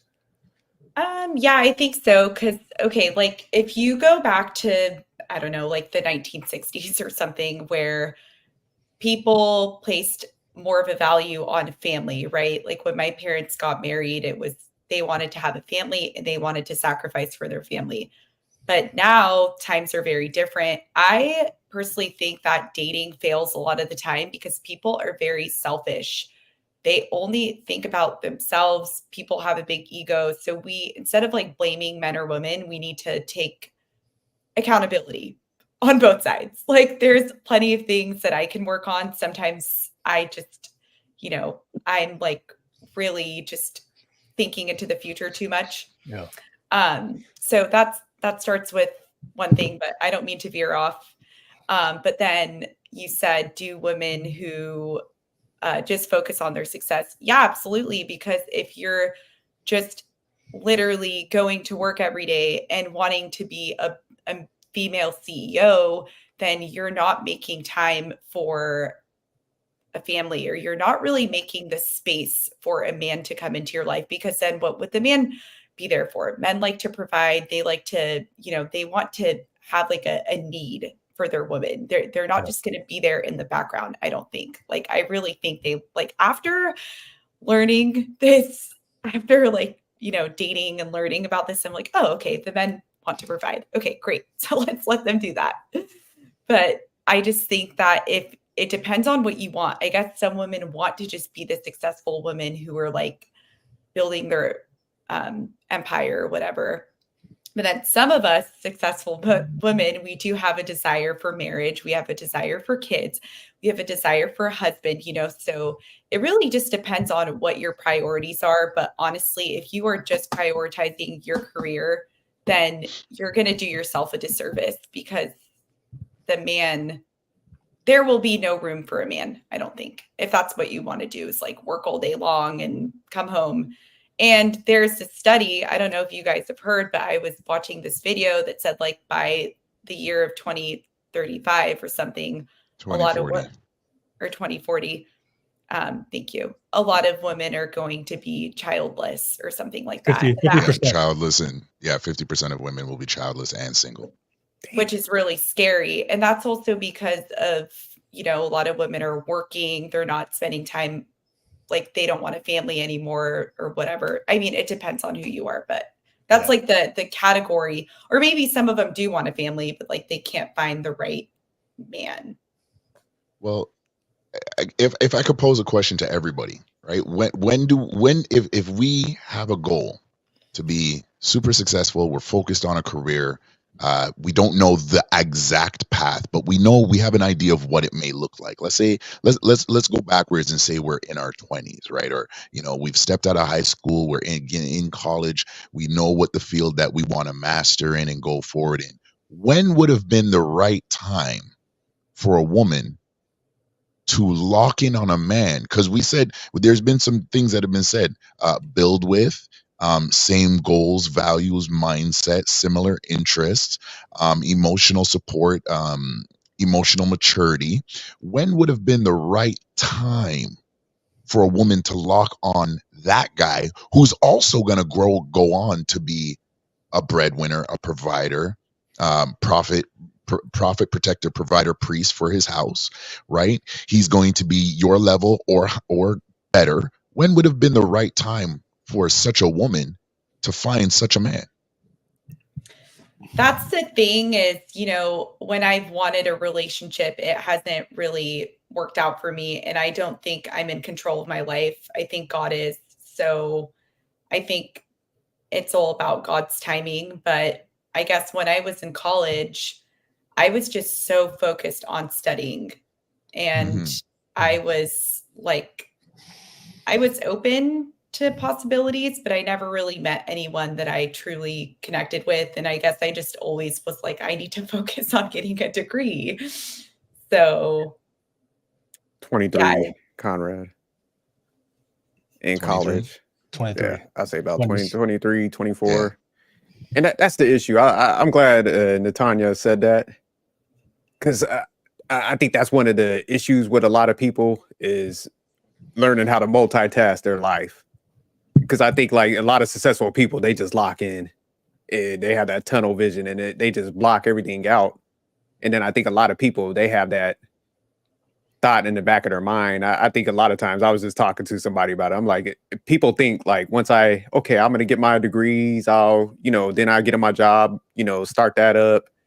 Few years, then I'll go out there and start dating. And I think people think there's this pool of people that just kind of just be sitting on standby waiting for them to like jump out there. The world's moving and good people are getting taken out of the market every time. So I just think when you have that tunnel vision, I think that's what messes people up. Then also I think it's the expectations, because I think a lot of successful women, they're looking for that equivalent. But if they shoot up there, say they're like hitting 6 digits, I think until recently people started, giving them stats. Like that's only 14%. What of the US that's making like so 15% that's men and women. Men, are in the 75 and above category range.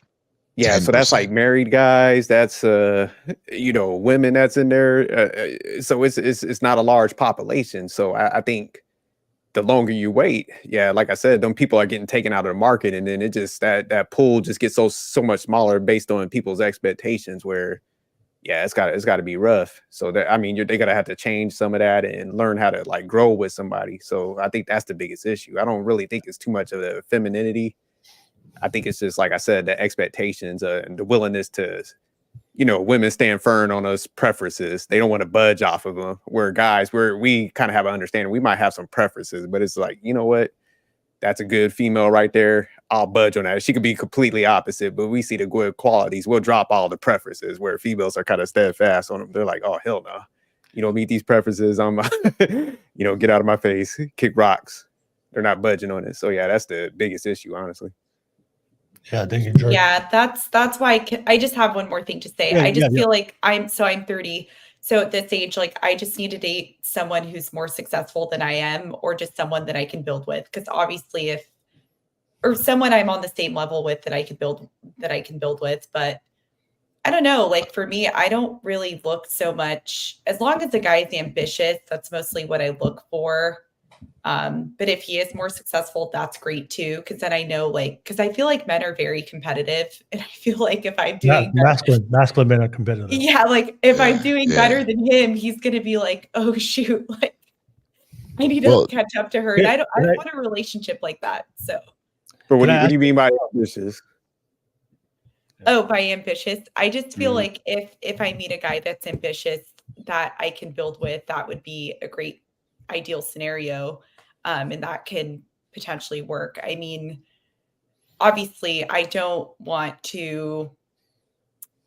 think that would just be my ideal scenario. I'm not like the CEO woman or anything like that, but I'm just saying, if I would give a guy a chance, if I thought he had a lot of determination and like he had a good head on his shoulders, I would give him the chance and build with him. If he was ambitious, that's my ideal scenario, or just dating someone more successful than me. Well, let me ask you a question. So say like, okay, he did exhibit traits of being ambitious, but he never climbed up.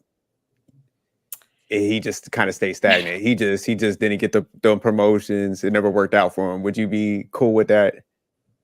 And he still was a good person. It wasn't working out. He was still stuck at where he's at. I mean, if he's trying to build his business and I believe in him and believe in his vision and his goals, then I would be up for it. But if he's like proving that he just has no direction in life, then I would be turned off for sure. Okay. Yeah. Go ahead. Sorry. Go ahead. No, I was gonna. So no, sorry. Go ahead. No, you go ahead, Conrad. You're good. No, take it. I say you better read Marcus' super chats before he cuts us out. Okay. Real quick, I'll pass it to you, Conrad. So thank you so much as always. You guys are watching. Appreciate you guys on the super chats, and thank you so much for everybody participating in the live chat. Keep the live chat active. Marcus Antonio Castillo said, that guy, sophisticated jerk. He a real jerk. My feelings, Marcus. And then Conrad reminds me if Mostaf and Montel had a baby. How's this guy Marcus sleep at night? He had a couple good questions up in the chat. He wanted us to ask before he dropped those super chats. Now, what question was that? I didn't see it. 1 second. Marcus, you're gonna have to repost that question. Yeah, repost it. Oh, it was what is the actual definition of active feminine, and what are examples of what a man displaying feminine to Natalia? I guess he pretty much want to know, like, what are some of the examples of the things that guy did that was considered feminine? Yeah, so that's a good question. So it's, to your perspective, Natanya, what are the traits that you consider masculine that you are very attracted to, and then what are traits that you would consider feminine when it comes to women? So I can use an example. So for example, when you are going on a date with someone and they're like not really planning the date or giving you a time, like, oh, let's meet here like at 2 p.m. at this place or whatever. It's just nice when someone can like initiate something, or like initiate a phone call or just something, because if you're kind of stuck there, like I have been in the past, just, okay, like, when are we meeting? What are we doing? I cannot stand that. Like, I need so he was late? No. Not late, like indecisive, not planning. Oh, okay. I was like, damn, that's messed up. Thank you. Yeah, that's the word, is indecisive or not planning. So okay. I think that's feminine. And then also just like, this is not really feminine, but it's like nice when a guy is just taking care of himself, like this is going to sound so bad, but like someone who's exercising, and just because I like to exercise, but someone who's like fit, like, I don't know if a problem were to happen, like, is he going to protect me or something? Like, that would be really nice. That's reasonable. That's logical. Yeah. Just be healthy, right? You don't want no obese, like overweight man, right? Exactly. Okay. All right. So, and then of course you already had the example of high pitched, girly voice. That's feminine to you, right? It is. Okay. All right. And then what are the traits that you identify as extremely masculine, that's very attractive to you? Leadership, decision making, being a provider, just someone who, because one time I was talking to this guy and then he mentioned like he would prefer to go 50-50 in the relationship. And so, I mean, I just was a little turned off, to be honest, because it's fine if we both have to work, but the fact that he like suggested that it was an expectation of his, I guess, like to go half on the dates. And I just think like, I like, obviously a man who's going to be generous, but he doesn't need to be like, because I'm a generous person. So I look for the kind heart, but he doesn't need to be like a billionaire, like rich, it's just, it's the principle. Like it's how big his heart is, his gestures, his generosity, because obviously if you are having kids with someone, you're going to want them to provide, right? Like what if I can't work for a few years because I want to spend time with the kids and raise my kids. I definitely don't want a nanny raising my kids. I don't trust people. Hopefully, like, you know, his parents can help. My family can help, whatever the case may be. But I don't want like my kids at some nanny or daycare. Yeah, that's true. That's true. So I think providing is really important too. Okay, and so you would before I pass it to Conrad, would you be open to being a supportive stay-at-home mom if the man can financially take care of you and the children and the family? Yeah, absolutely. Honestly, I'm sick of hustle culture. Like I've just been trying to, I've been trying to just find things that I love to do more than obviously I work because I need to make a living, but like there's things I like to do, like creative things in my free time. And that really just puts me in my feminine, instead of like burning out and hustle culture. So yeah, it would be nice if I can stay at home. That would be really nice. Okay. All right. No worries, Natanya. Yeah, definitely appreciate that. Thank you for sharing that to answer Marcus' question. Thank you so much, Marcus, for the super chats and your questions. Conrad, Conrad, go ahead. Yo, can y'all hear me?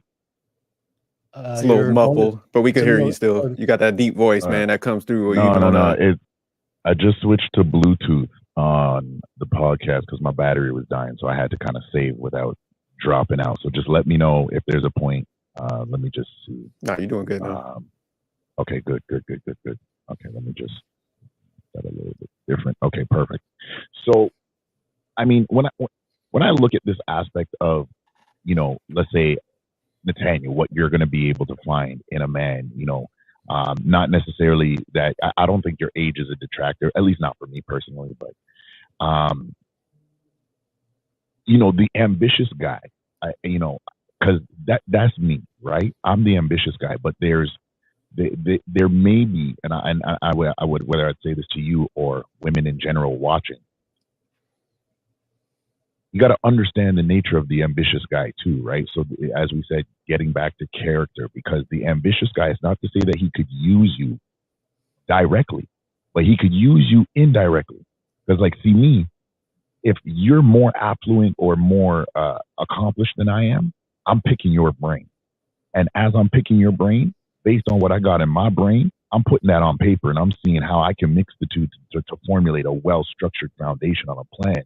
And then now the only thing, and this is what I go back to the nucleus of kind of my thought, the only thing that would make me look at you differently to say whether I'm going to commit to you and we're going to go the long haul, even though you are technically financially the breadwinner right now, is how you treat me.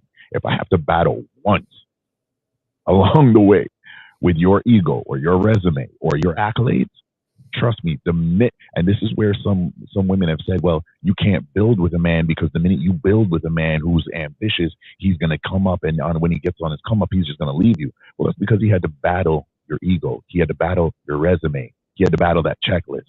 So it's really important for you, and I think you actually have it really balanced out. I don't think you would have a problem with it individually, but to a large demographic of these posts that we see, well, oh, he was insecure and he cheated because I was the man in the relationship, or whatever that dynamic is. It's like, I'm not going to compete with you.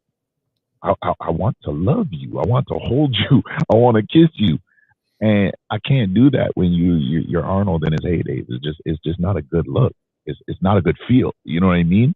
And so this is what has, in my opinion, some successful women perpetually single. It's not because there aren't men out there, whether they make less or make more than them, that won't be with them. It's mitigating risk. If I know you want peace every day, you want to sit and rest in quote unquote your femininity, you don't want to do the hustle and bustle. Well, you actually got to dump off. Now you can't even code switch. You actually got to dump off those masculine traits that made you a breadwinner, and you got to, or like super successful. You've got to like put that's got to be your Superman suit. You only pull that out if it's extremely necessary.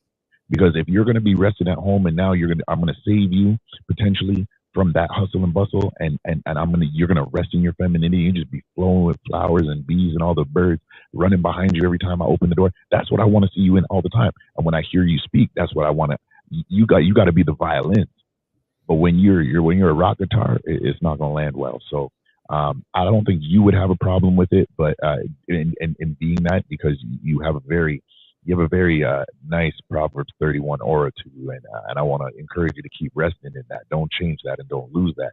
But who you are is not it's not easily found elsewhere from both sides of the fence, if that makes sense. Because now the guy who's ambitious, the guy who's that man, he may be focused on his lane, and if you don't compliment him at his ability to get in that lane and continue to rise from there, because your mama, boy, did you do your homework? Did you take out the trash? That's not sexy. Tanya, don't embarrass us. Don't have us like look on the news and your name pop up. You got like a code name, kind of like Black Widow or something. You done killed like 13 of your exes and stuff. We're giving you all these props and stuff. Don't embarrass us. I'm not. This is like what I envision, right, in my future relationship. So, but I think it's gonna take work and it's gonna take time. It's gonna take accountability. So yeah. I wanted to respond to something that I'm happy that Tanya said, and I believe this is the sentiment of most women. But I wanted to push back on Kingmaker Queen, but she had to run off. She was about to get this work.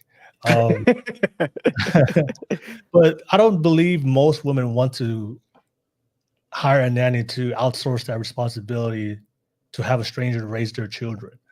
I don't really believe that. I believe most women, if they have the financial means to raise their kids themselves, I think most women will want to raise their own kids. And I think sometimes that's something I see. It's a very I say modern mindset I see in today's society, that we don't you don't necessarily need a man to financially provide you, especially when you're raising children, especially in their infancy years, because you can always hire a nanny. And I think that's just a byproduct of society not valuing the role of being a mother, valuing children. I think we've had a lot of women who tend to have that mentality when it comes to outsourcing that responsibility. I think these are women, maybe they didn't see that example in their own life, or maybe out of situations of desperation, which Kingmaker did bring up, that she was, there was a point where she was single. She was a single mom, had to do everything on her own. I do understand that situation could be very difficult. So you would need to have a nanny to that for you. But I just wanted to respond to that. I think most women, especially women who want to be in their feminine, they want to be attract a good masculine man. And I say this because if a masculine man is out there that has the financial means to take care of his woman and his child and make sure that she can be well taken care of, and then you outsource that to have a nanny raising my kid when I'm already providing that for you, that does not make sense to a man. Yeah, right? not in that case. Not in that case, right? So yeah, if I'm working my ass off to take care of my family and make sure that you're good and you can have the time to raise my kids, but then you want to outsource it to get a nanny, and what do I need you for that? But I do know like a lot of working women that would get a nanny, so that way, like, because if they're working from home, that way they can focus on work. So it's like when it's 4 o'clock, 5 o'clock, whenever the day's over, they can just completely like detach, and they'll take their kid to the park, whatever, and stuff like that. So more people are using it as a tool. But like, yeah, you're right. Like if somebody is at home and they want to get a nanny or something like that, it's like, oh hell no, you and the nanny got to get up out of here. Like it's a package deal. I'm getting rid of both of y'all. Yeah. Go ahead, John. Conrad, you want to say something? Oh, go ahead, y'all. I got a question for y'all though after this. Yeah, go ahead. No, go ahead. I didn't have a question. I was good. I was just I was agreeing with you. Yeah, go ahead, George. Yeah. I was gonna say I wanted to ask, because at first we were touching up on feminine and masculine. Do you think majority of women are built for a true ambitious and masculine man? No. Because me personally, I don't think they are. I think people on the surface. They're not raised that way. That's why. Why would you say no, Conrad? Why you say agreed. No? Agreed. The same reason that Will just said. You know, I believe to be ready for that, you got to see it in the home, right? And so if it's not in the home and it's not foundational, then you won't know, because that type of guy, you need somebody to teach you how to deal with him, right? Because there's expectations and then there's flow, but flow comes out of the expectations being taken care of. It's like the point that I've said some time ago on different shows, that success and money for a man gives us the room to really be in the relationship, in my opinion, right? And so likewise, if the woman a young woman would need to see her mother play that role and kind of mind and instill into her, this is how you acquiesce to a man who is successful. This is how you care for him. And in certain cases, this is how you cater to him. And this is how he's going to cater to you. And I think because there's more trauma that women have tribed with, they haven't got to see that. And then on top of that, it's just not in the home. So I don't think it's something that can be easily done without a blueprint. What about you, Will? Why you say you think majority of them are not ready for that? Because I think when it comes to the traditional sense of that relationship dynamic, I think there's a lot of responsibility and a duty and a certain mindset in order to be in that role. And I don't think women are being raised for the traditional feminine role, especially when it comes to supporting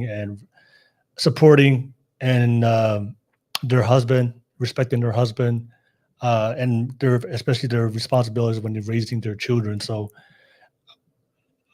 I think I think for men, our role hasn't really changed. You know, we are still expected to be the provider, protector.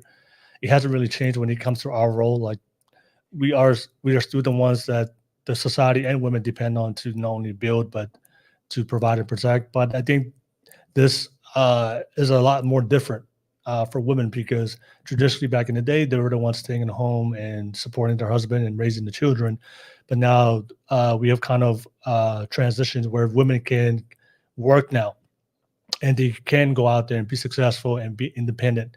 And that's why I said it before. I believe it is possible for a woman to be successful and intelligent and confident and still find herself in that feminine traditional role and be with the traditional masculine husband if she prioritizes that, she values that in her life, right? So, but I think society, especially with the ideologies I see online and especially social media, which is most of the content I see on social media is extremely toxic, right? But they're telling women not to value that feminine role. And if you don't see that in your home, that's why Conrad made a great point. If you've never seen that in your entire life for a woman, you will never understand that role, and it's going to be foreign to you, even if you do come across that role, right? So it's something that and naturally when we come across things that's foreign to us, just like an immune system, we fight back. But if you've seen that role, in your life, and you finally come across that, Conrad made a great point. You don't fight back. You're not combative. You acquiesce. You accept it. So that's why I don't think a lot of women will be able to attract masculine traditional men, because you have to be that type of person as well. You have to be a feminine traditional woman, but it takes a lot of work, and there's a lot of responsibility. There's a lot of duty that you have to fulfill. And based on what I see online, if you're not raised that way, then you're always going to have a combative attitude to those responsibilities and to those duties. And for a man that's masculine and knows what he wants, he's not going to force you to do these things that naturally a lot of feminine women would just accept, because it is a competitive dating market out there. So any man with confidence in himself, they're a masculine man with good leadership skills, they're not going to force you to do this role. He's just going to find somebody that naturally complements him, right? If he has to force you, then I would say that man doesn't know how to lead. Yeah. And he's probably choosing the wrong woman. If you have to force somebody to do something for you, you're probably not aligned when it comes to your values. because people who are aligned in what they believe in, not only religiously, politically, but morally, there's no fight. It's just a natural fit, complementary, natural submission from both the men and the woman. But that's why that's why I have a heartfelt, because I'm a big believer in family, and there are a lot of children being born into households that they're not going to be raised with two parent household. It's just because we're not raised that way anymore, especially for women. So it's something they have to learn later. So they have to go through the hardships and to face the hard consequences of the decision-making skills of what they've done in their life. But finally, when they really want to play that, they want that role now, and then they finally have done the work, and it tends to happen in their early 30s and 40s. But it's going to be hard for them to start a family at that age, but also find men who want that responsibility to start a family with them at that age. So. Yeah, the reason I ask, because I think a lot of times, we ask for stuff, and I don't think we actually dissect, what comes with that. And I think, a lot of times when people ask for ambitious and masculine men, I don't think that they understand like the low tolerance, the low patience level, and then, just that ambition, you can't shut that off. Once you conquer one thing, your mind is set on like conquering the next thing. Because even now, I'm just still trying to slow myself down, and I just can't do it. I just had to come to terms with it. Like, you just can't shut that off. So you have to be I think a special type of person to be able to deal with somebody like that. That's always looking for that next like feat to conquer and stuff. And so, yeah, I think we need to start putting that out there where it's just like, hey, do you really want that? Because that person's not going to have that tolerance level. I think most women, honestly, if y'all, the sweet spot for, I'll say women, this is some game right here. Is an average dude or a feminine dude?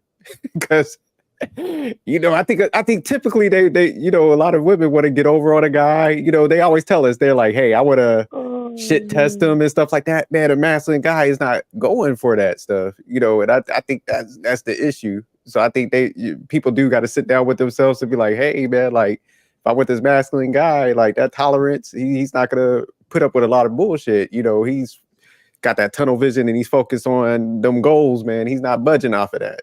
So he's not going to be the one that's going to drop whatever he's doing, going on trips and entertainment. Like, it's not happening. Like, it goes both ways too, because Natanya brought up a great point, right? Because she wants to play that role, but sometimes she comes across guys.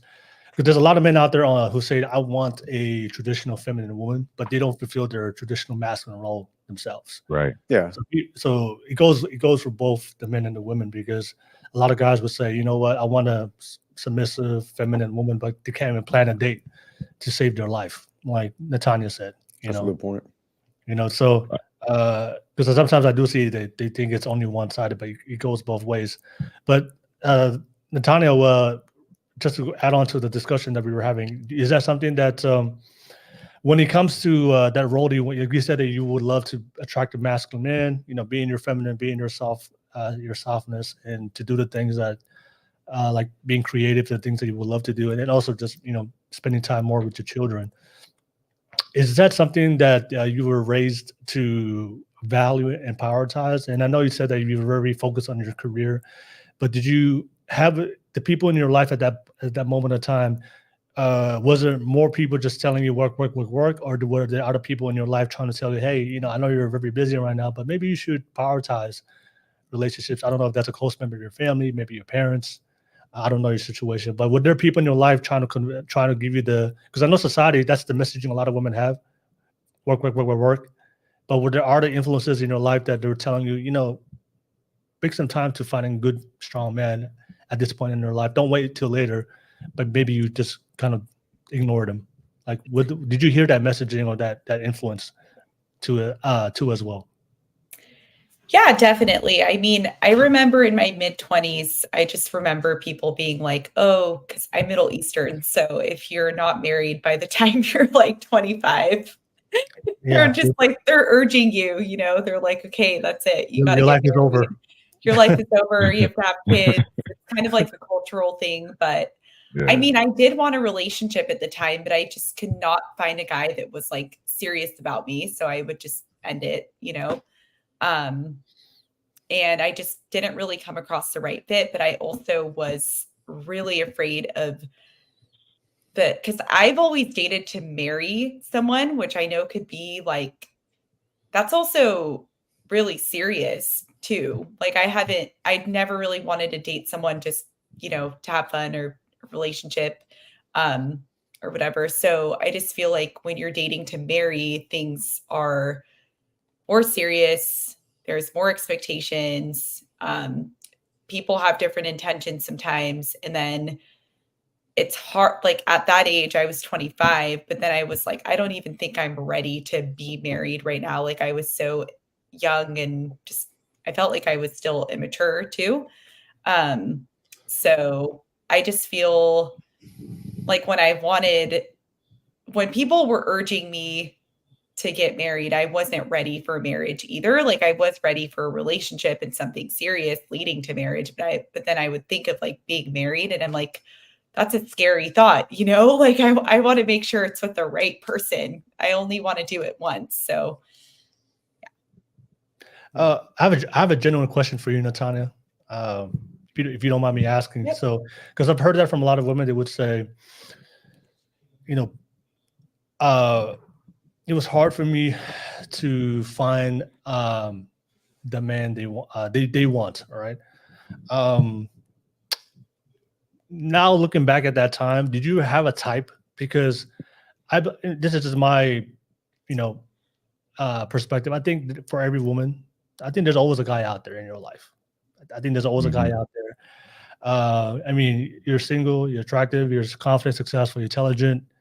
But looking back at it, was there a specific type of guy that you want, or looking back at it now that you were just wanted this type of guy, and if you didn't get that guy, then you would disregard all the other guys that were trying to, pursue you? Was there a specific type of guy that you were looking for back in the day compared to today, where you're more open? You know what?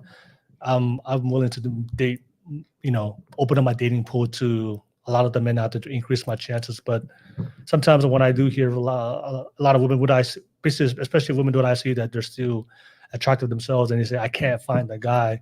When I don't know, the last time I checked, there's millions of single men out there. Is there a specific type of guy that you were going for? Not really, to be honest. I just didn't really know what I exactly wanted. Like I was still trying to figure my life out. So I was open to different options, but I never really had like I had specific characteristics in mind, and I was living in San Francisco at the time. And I just felt like a lot of the guys I came across were really feminine. And so of course, yes.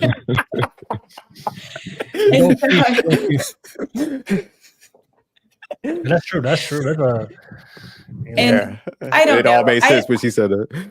But that's not true. I don't think that was entirely true. Maybe it was like okay.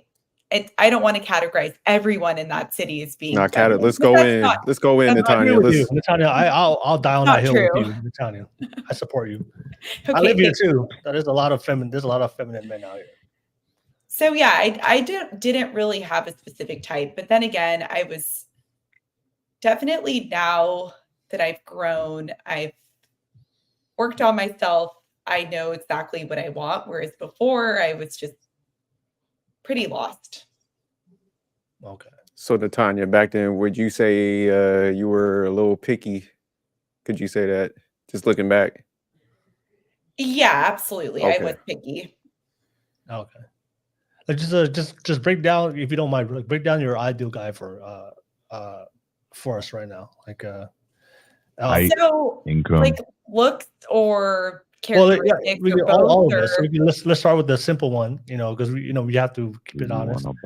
The physical attraction, it does matter for both men and women, but does he have to be a specific height, or he just has to be taller than you?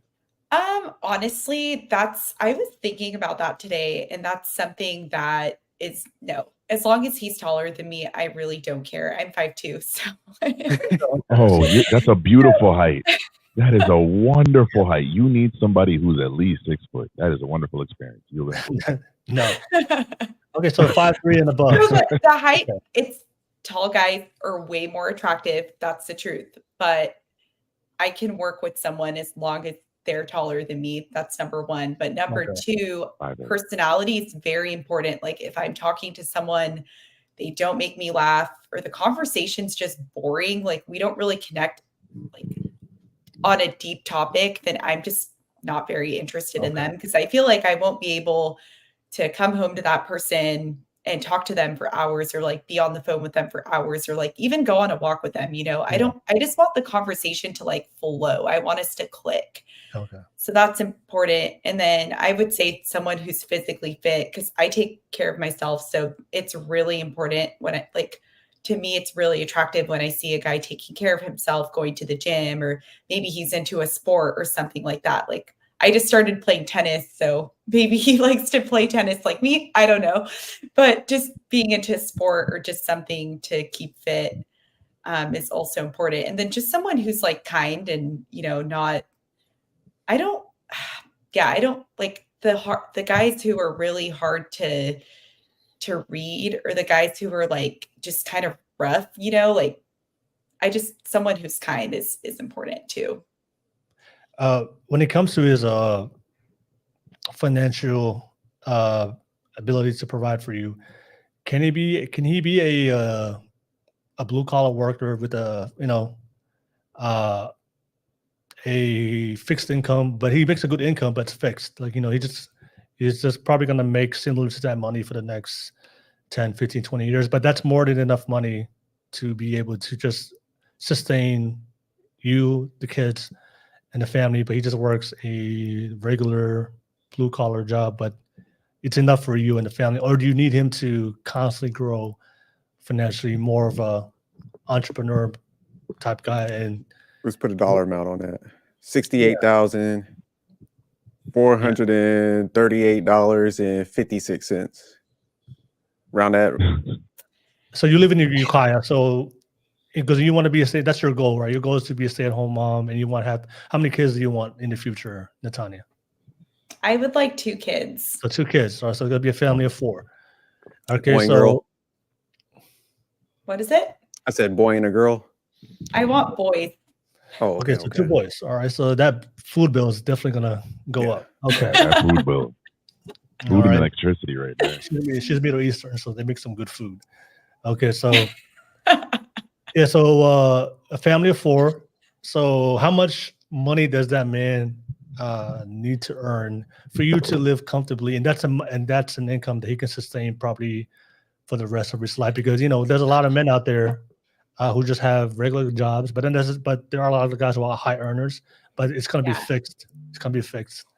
Like how much money does he have to make for you to feel safe financially? So Natanya, don't forget that you got 2 boys, and you got to factor in your tennis lessons. Yeah, and all the creative things that you want to do.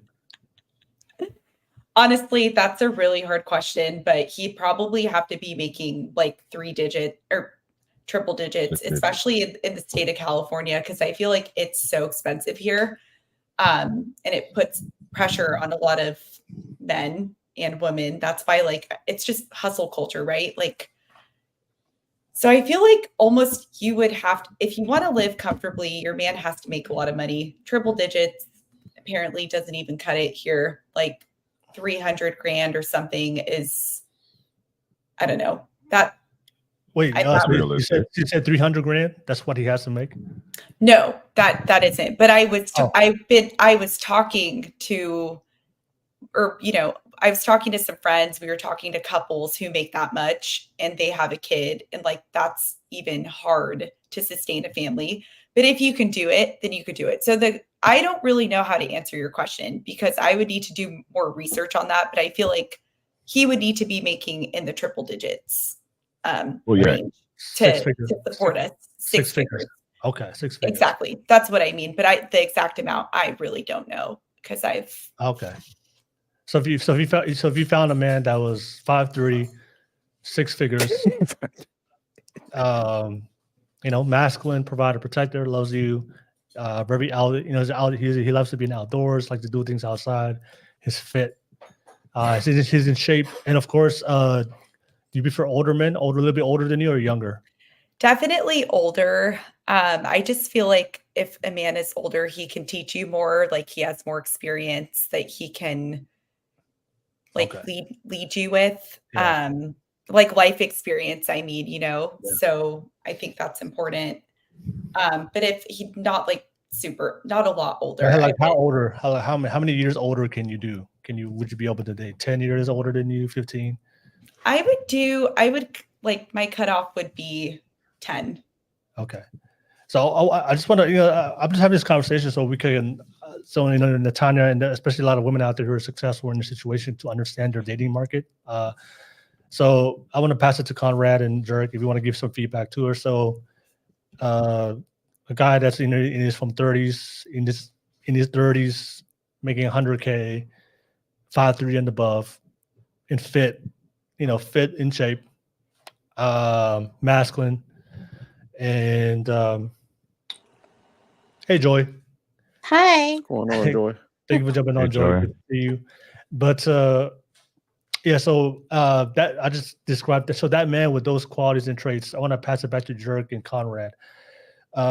Is that the man that a lot of women in their 30s who are confident, successful, intelligent? Is that high probability they're going to come across that man with those traits? Jared, you can go first. Numerically, no. But Natanya, since she's in a professional, I'll say setting, most people date proximity. So I mean, if you're in those like circles, you got a pretty good shot because that's how most people just meet.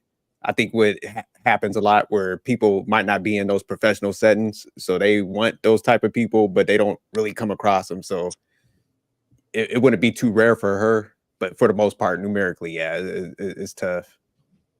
And then like in California, I think 100,000 is that's you probably need to be northward, probably like 250, kind of like New York City. You gotta be above that, which is rare as hell too. So that puts it down to like 0.01. Yeah. Yep. What about you, Conrad? Yeah, I mean, I would definitely agree with the things that Dirk just said in terms of you definitely would have to date, or as I said, shop proximity to your field of work when it comes to a money aspect, being able to facilitate what your vision is, and so you guys can collaborate on that, bring into that vision to fruition on what the family looks like. For my young guys over here in Toronto, our money threshold for a single individual person rivals that of New York, not just by proximity of closeness of country, but literally in terms of cost. So I broke it down to a youngin. He's leaving high school. He's kind of trying to figure out what path he should go. And I told him, I said, go to law or go to finance, right? He said, why? I said, well, you're going to need at least $61,000 just to take care of where you live. Then there's you, right? There's and for men, we always got to remember our clothes, everything that we need, it doesn't go on sale. So once I know for me, like I like a nicely tailored suit, right?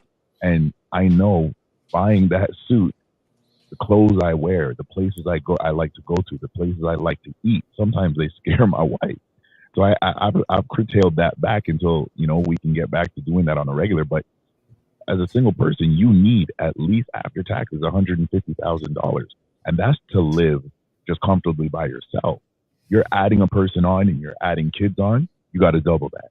And you got to know that ahead of time. So you also got to be in a field where you do not have a ceiling after 5 years. In fact, your ceiling is removed after 5 years if you can make that 10 years. So for a woman like Natanya and maybe even Joy, we'll get to hear from her in a second, but you definitely got to shop within your proximity when it comes to finding that guy that can facilitate your the vision and the mindset that you have towards the family. It doesn't make sense of you going outside of that market. So even if let's say it's not your designated workplace or your designated chain of company, you still want to stay within that type of market to have a better chance of yielding your goals. Those men are pretty well grounded at that point. There's not a lot that you really have to manicure about them except for them getting to know you and you getting to know them. All right, Well, I like to make an amendment to my answer that I gave earlier. Yeah. I was just thinking about it. It's impossible now that I'm thinking about it. Yeah.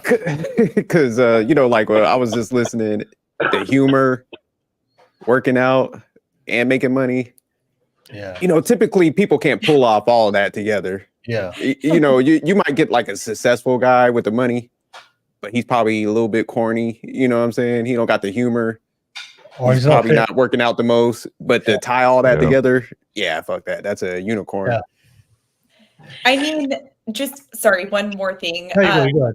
But I just wanted to say that that's why I think you need to be flexible when you're dating too. And ideally, if a woman can stay at home, that is great. But if you need to go back to work, maybe just find, I know that I said I would like to stay at home, which, if my husband can do that, that's great. But ideally, it's nice for your woman to also do something. So if you can have like a work from home job or something, or just a flexible business that you can do from home so that you can stay with the kids and have flexible hours. But obviously, I mean, if you're like a woman that has to work in the office, then that's really tough to do because you're going to have to balance that with watching the kids. So because everything is so expensive, you're going to need to be flexible and, maybe help out too. So that's just the way life is now. Inflation, right? Everything's just through the roof.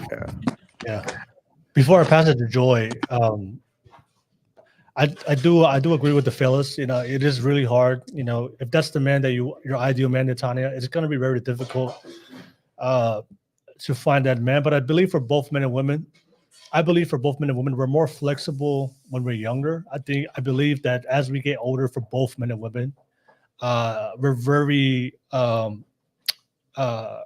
established and content with our ways, and it's really hard for us to change. So, especially when it comes to our preferences, especially for women who are very confident, successful, intelligent, right? You have that personality that I don't want to change what I want. Because you've been successful your whole life, so why wouldn't it happen in your dating life? But it's just really hard to find that caliber man that meets all those metrics. Not only to be successful, to be fit, but he has to also have the morality in a society that's morally declining. He has to be masculine in a society that devalues masculinity. So, and we were talking about California. The state where probably we have the least amount of masculine men. So yeah, it's going to be really, really hard. And I think there has to be some compromise. I agree with Jerk. If you truly want to find that guy, I think you would have to compromise in certain areas. But I understand because I'm the same way. I'm in my 30s. I'm very stubborn when it comes to what I think, what I want. So it's really, it's really hard for us to make changes as we get older. So it's great we're having this discussion with you, Natanya. That's all I wanted to add on to what that said. But I'll pass it to you, Joy. Joy, thank you for making the time. Thank you for not giving up. Sorry, guys, I'm a very busy person. You found a way to come on. We're just gonna add what you said, and then we're gonna close up the pod real soon. But Joy, we were talking about, are men too insecure to date confident, successful, intelligent women? There's a lot of confident, intelligent, successful single women in today's dating market, but what they're saying is that it's hard for them to attract men, and they're saying they're putting it on insecurity, that men are just too insecure to handle a confident, successful, intelligent woman. We just had a whole conversation about this, but what do you think?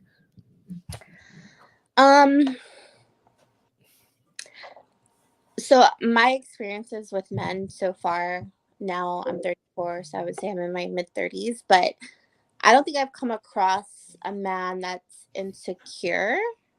So I can't really speak on that aspect, but what I will say is that a woman that is independent, a woman that pays her bills, a woman that pretty much doesn't rely on a man to, provide.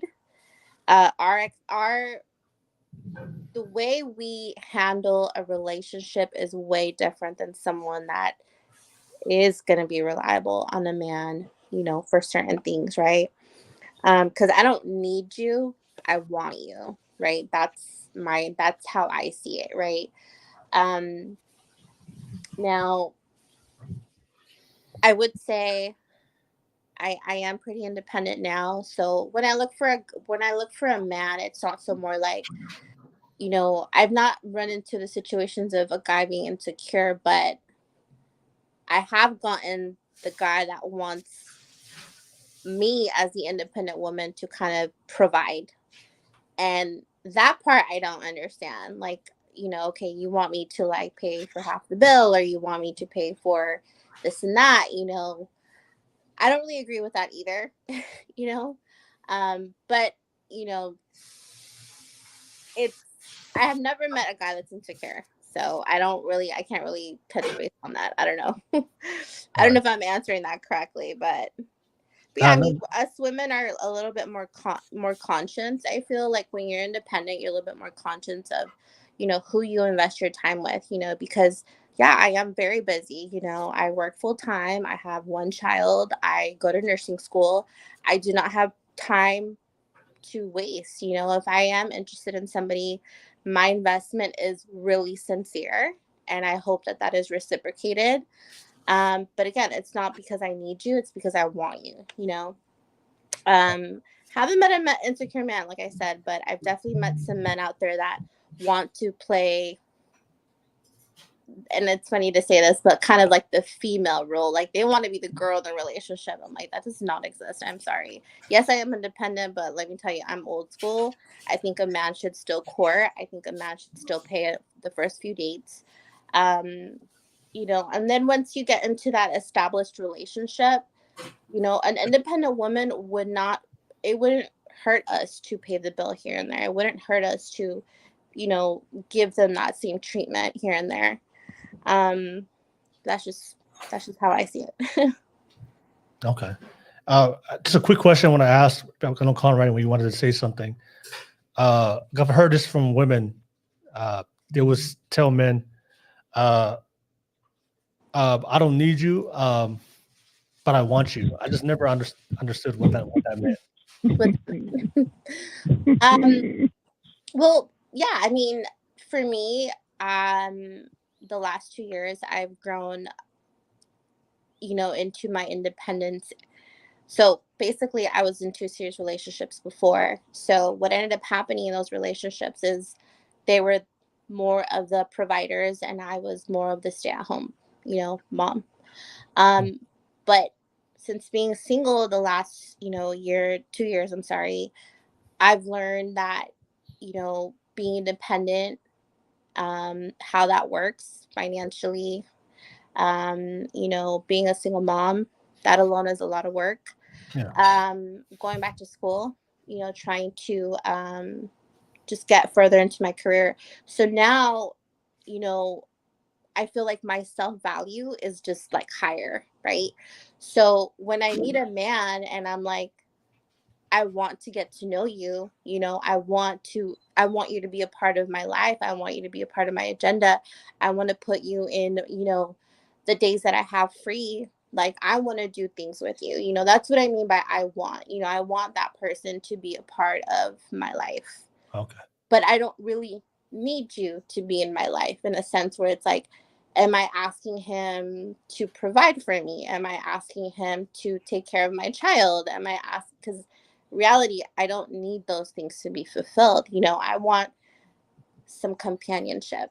I want to be loved. I want to be nourished in some ways, by a man. Okay. Doesn't really mean I need it, but I definitely want it. That's human nature, Okay. So that's what I meant. Okay. I have a quick test. I just want to ask Natanya and Joy. Then I'll pass it to you, Conrad, and then Dirk, and then we can conclude. Can I give you guys a quick scenario? All right. Mm-hmm. So you're on a date with the guy that you really, really like. You're attracted to, right? Okay. You're having dinner. He's sitting across from you, and he's about to say these words. And after he says these words, I want you to tell me the exact emotion that you feel after I say this. Okay, so you're on a date, he's sitting across from you, you're attracted to him, you like him, and he just tells you, Natanya, Joy, I want you, but I never need you. I don't need you. What do you feel like? What's the first emotional sentiment that you feel? I don't need you. I ask questions. I'm like, what does that mean to you? Because that can that's my question. Because he tells you on a date, I want you, Natanya and Joy, but I don't need you in my life. What's the first thing that you feel? I don't need you to cook. I don't need No, you to wash my laundry. Don't say that, Conrad. We didn't even get that far. We're on the first date. I want you, but I don't need you in my life. Well, what's the first emotion that you feel? We're just being honest. I would feel sad, to be honest, because I would feel like I'm not valuable to him if he's saying he doesn't need me. Okay. What about you, Joy? For me, I don't know what I would feel in my first emotion. I think I would be a little confused because I wouldn't know what that means to that person. Okay. Right? All right. I'm just gonna give you guys that's exactly how men feel, the exact same way. When you say stuff like that, the exact same emotion, exact same feeling. So but I think it's a little different for women. If a woman says it to a man. Oh, what was you saying, Will? Oh, no. I'll pass it back to you guys. Because I just believe that when it comes to relationships, I think it's what I see in society. It's a very independent mentality of when it comes to their framework of how they see relationships. But relationship is a team effort. It's teamwork, right? It's about interdependence. It's not about independence. It's natural. It's normal. It's healthy for men and women, especially in a healthy, committed relationship who have children, to depend on one another, to trust one another, right? To believe in one another. And I think that's normal. But I think that sometimes when we don't have those great examples, or maybe we don't have those outcomes in our own life, we might tend to develop very independent attitudes and mentality towards relationships. But relationships are always interdependence, especially if it's a committed, healthy one. That it's normal for men and women to depend on one another, especially if you're both reciprocating what you want, and you're both valuing each other of what you bring to the relationship. So, there's nothing wrong with telling a man, "Hey, I value and I need you in my life," and there's nothing wrong for a man to tell a woman, "Hey," especially if you picking a good person, "Hey, I want you and I need you in my life," which is the ultimate goal, right? That's the ultimate goal. You both want to depend on and trust and need each other in your life. But I'm just saying is sometimes when that's the type of mentality of what you throw out there to not only to your dates or maybe to the universe, that I don't need you. I think a lot of times, especially when you hear from the other side, like I think if I want to play a role, especially as a man that want to take care of my woman, my family, and I hear a woman say that I don't need you in my life, like then why do I need to be here if you don't need me? And vice versa for men as well. I'm just saying. That's just my feedback.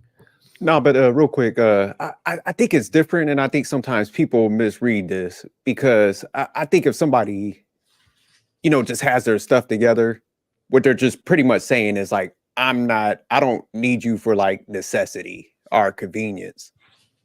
That's taken care of. I'm with you, pretty much kind of like I'm not using you to a certain degree. Like I'm actually here for a genuine reason. So that's the translation. Because if they with you in that proximity and they kicking it with you, one is a desire. So that's what I'm saying. Sometimes, like, for example, what's her name? I was just watching a movie yesterday, Jessica Alba. She's damn near a billionaire. She get with one of us on a panel. She don't need us for shit, But it's just like if she's there with you, she's with you because of that desire. She likes your characteristics, what you bring to the table. So that's why she's like genuinely with you. So I think that's what women are communicating when they say it like that.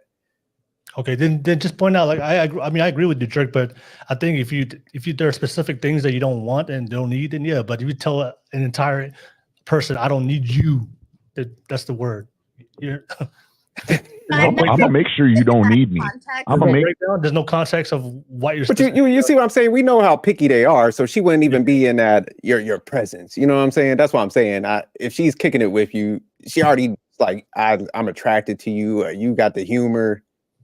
So I think it's just coming off the wrong way because, like you said, people might not know how to like always communicate certain things. But if she's kicking it with you, man, you getting that vibe. You already know, like, okay. I can concede to one thing about that statement is the fact that a woman will relegate that statement for the guy that she really doesn't like, right? The guy that she's not already, as we would say, kind of resting in her femininity, which, as I said earlier in the podcast, Joy, you weren't here, but I'll say it again. You're a woman. You were born a woman. You better be in your femininity all the time. I don't care how many companies you got to run. I don't care what garbage you got to take out. You're an adult. You run your life by yourself. You're right. You don't need me to run your life because you better be running your life until the day I meet you. And until the day we get married, that's a different story of how now life is going to proceed with the two of us. But women got to understand is when you say you don't need a man, specify that to the guy that you don't like and let him know after you say that I don't really like you like that. And this is why I encourage all men to pay for all dates, because if you had said that to me on the first date, so what is your life like as a single mother? Well, you know, I want somebody, but I don't really need somebody, and I'm a man. Hey, waiter, bill please. Yeah. It was great meeting you, Joy. But I need somebody who needs to want me as much as they want to need me, if that makes sense. There has to be a reliability. I don't want to question if I'm going to be able to depend on you when I need you the most. Because oftentimes what happens is in this society and in this generation, women are encouraged to be who they are for themselves as long as they possibly need to, and only capitulate to what a man may want based on her being able to rest in her femininity on all of her checklists. That is now going to relegate you to picking only where you work and only in the field you work in. And what happens when you do that and you don't find what you want in your work, in your sphere? Well, then now we got to change it because now we're getting older.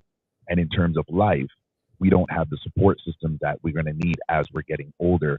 And our wants are no longer important, and our needs become the vital aspect of what we are going to have to go forward with. So I think, as Will was saying, it is a necessity that we understand that interdependency between men and women is a must to go forward when we talk about relationships and family and interactions between men and women. However, I do agree with the Sophisticated Jerk. That's why I said understanding when he kind of brought in what a different light to what Joy was saying. I can understand that. I'm an adult. I'm running my life.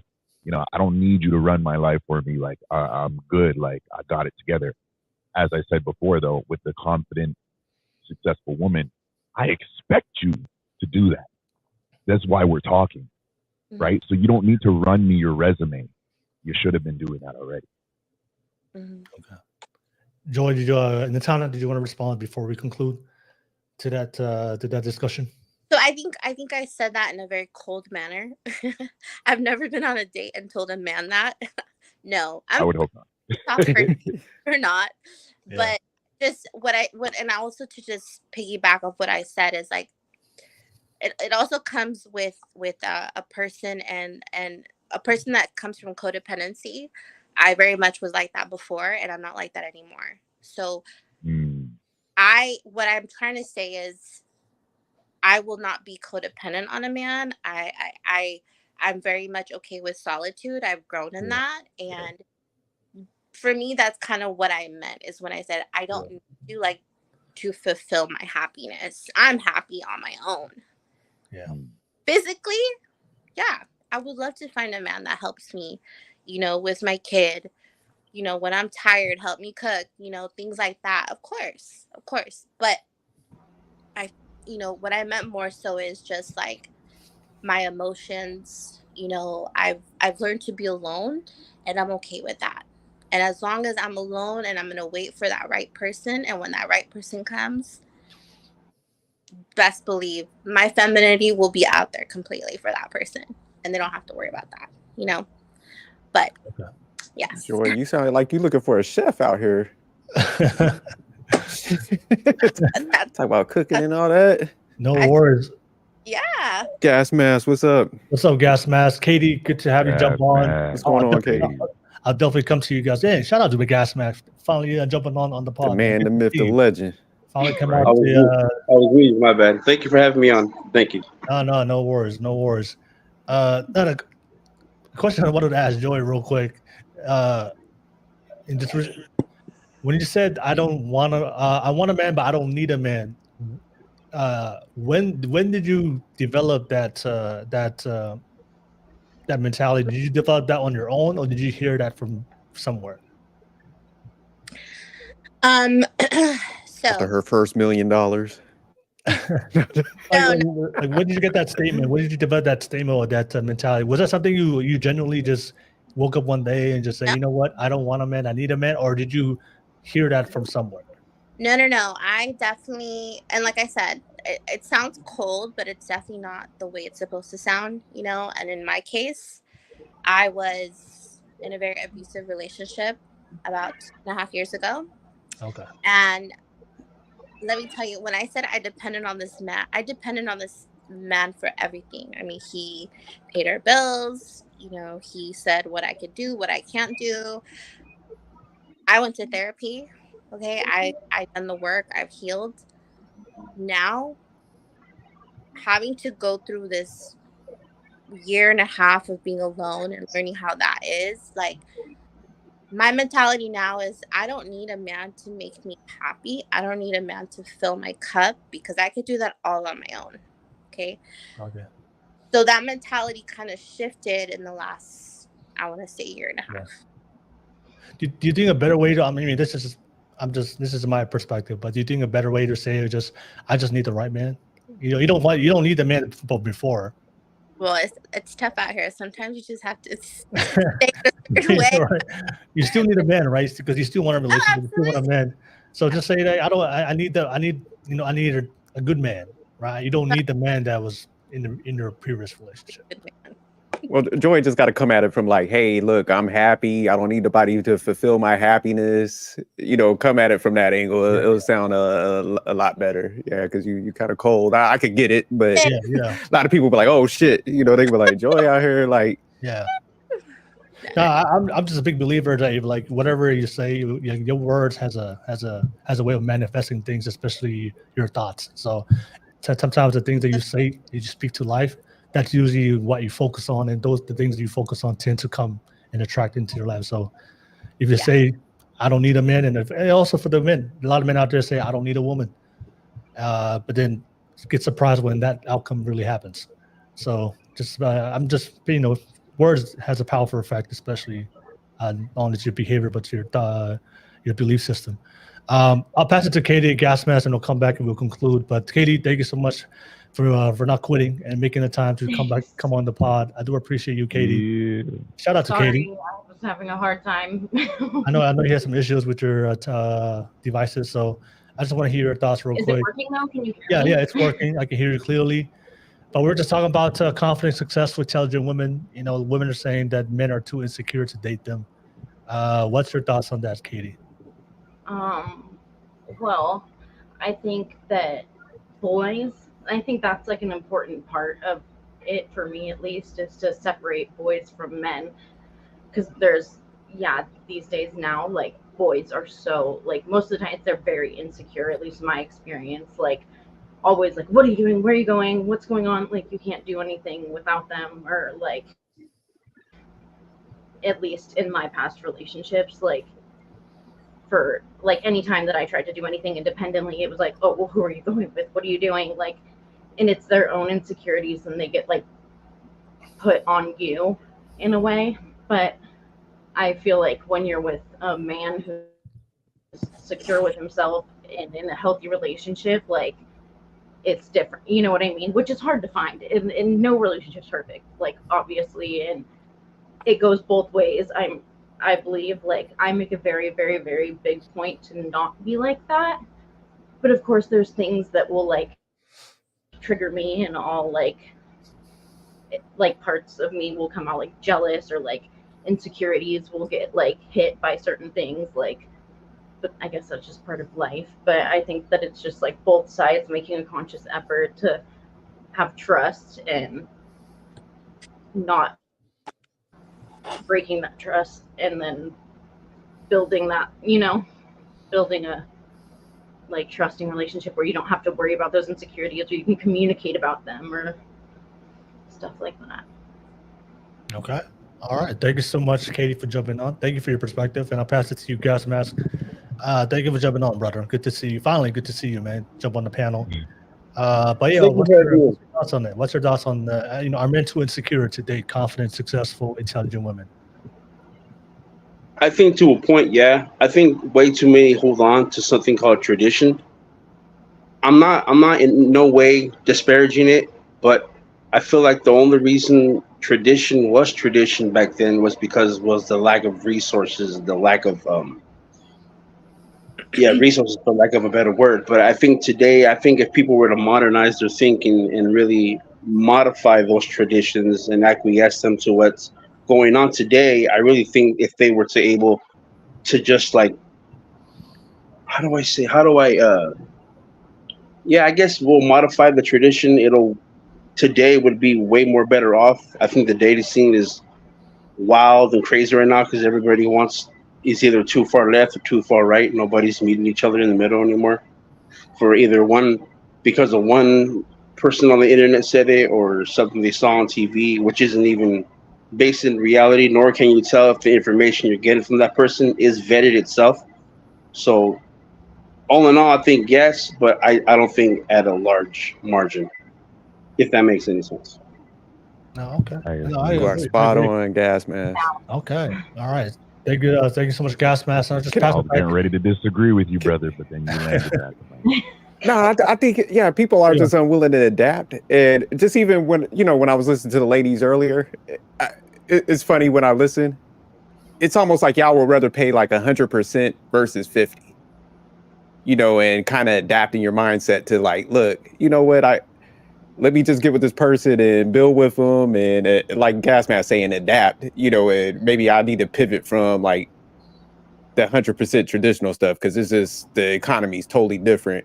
It's like everybody's just standoffish. Like, you know what? If I don't get exactly what I want, I'm just gonna go to my corner and I'm holding out. And I would rather pay 100% on everything versus like get that assistance and that help. So it's just kind of, funny when you're listening to it and you're just like, shoot, give me a 50% deal. I'll take that all day versus, me paying 100. That's a way better deal. So I do think people need to start adapting because it is holding people out. Okay. Conrad, you want to add something real quick? Or are you good? I'm good, man. Y'all know where I stand. Man has got to be the man and not necessarily over the woman, but you got to lead. You got to bust down doors, break them down, build them up, and be able to. I said this to a 24-year-old, and this is where I'll rest. I said to her, the man that you want to be your man, he takes care of the world in front of you, and you take care of the world behind you. That's what true interdependency looks like. You can be happy knowing that you're valued because your role is irreplaceable, because not everybody can take care of the world behind him. And for you, not every man can take care of the world in front of you. Okay. Could have said it better. Thank you so much, Conrad. But I just want to get everybody's final thoughts. So yeah, we've come to the end, to the conclusion of the pod. Shout out to everybody on the panel. All right, thank you so much, Kingmaker. I know you were a virtual guest. Thank you for jumping on. Shout out to Katie, Joy. Thank you so much for jumping on, and then Natanya. Shout out to you for being on in the entire pod. So I appreciate you, Jerk, Conrad, and Gas Mask. Thank you for jumping on. But what's everybody's final thoughts and from takeaways from tonight's conversation? And how can they find you? How can they find you or support you? So I'll start with Natanya, with the ladies. Natanya, final thoughts. What's your takeaway from tonight's discussion? We're talking about insecurity, confidence, successful, intelligent women. And what's your takeaways and how can they find you, Natanya?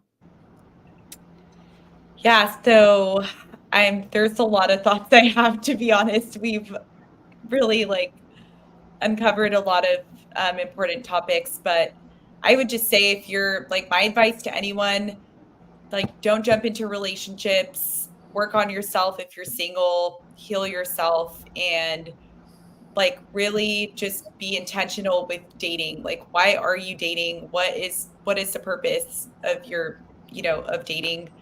Ask yourself those questions. And then I have a TikTok page. It's Natanya the Writer. So that's where you guys can find me. All right. Thank you so much, Natanya. Thank you for jumping on. Appreciate you. And then we'll definitely see if we can come down to San Francisco and do a live one on a Saturday. We'd love you to have on the panel. So thank you so much, Natanya. I'll pass it to you, Joy. Joey, thank you for making the time. Thank you for your perspective, what you thought, what you shared. What's your final thoughts, and how can they find you, Joy? Again, not many experiences with insecure men, but now through my trials and tribulations of life, I could say definitely get a feel for, the person that you're wanting to invest in.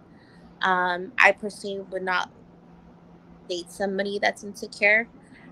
I do want a man that's definitely secure with himself in all areas of life. So I would definitely have that conversation with somebody well before you even meet them, just so you both know where you stand with that person, and just making sure that you clear out your intentions and your expectations. And I think that would make a better, successful future for you and that person, if you're interested in getting to know them. All right. Thank you so much, Joy. I'll pass it to you, Katie. Katie, go ahead. Appreciate you jumping on and finishing and sharing your perspective.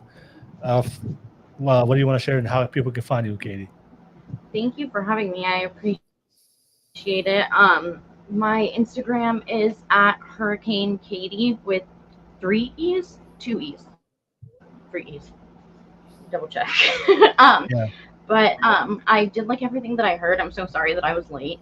And I like hearing all the different perspectives, and I think that like everyone has a different approach to things. Obviously, like I forget. I'm so sorry. The girl before me, was your name Joy? The way that you're talking about it, I'm more like, if I go into something like almost sounding so much like an arrangement to me, just personally, like, and some people that works better for.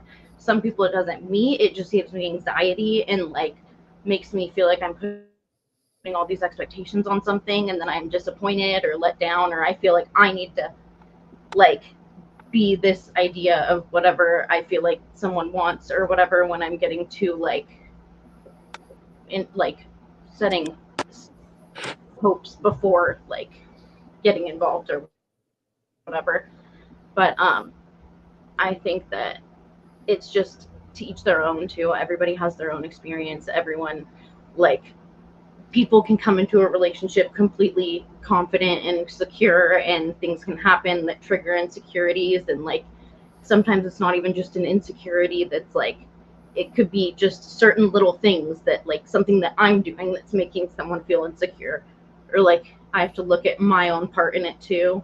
You know what I mean? I don't know. I think I'm babbling now, but I think that there's just a lot to it, and there's so many different aspects. And I think that all that we can all do is just do the best for ourselves to be as healthy as we can going into situations, and being as understanding and as open to communicate with other people and where they're at, and work on ourselves and help them whatever they need to work on themselves as well.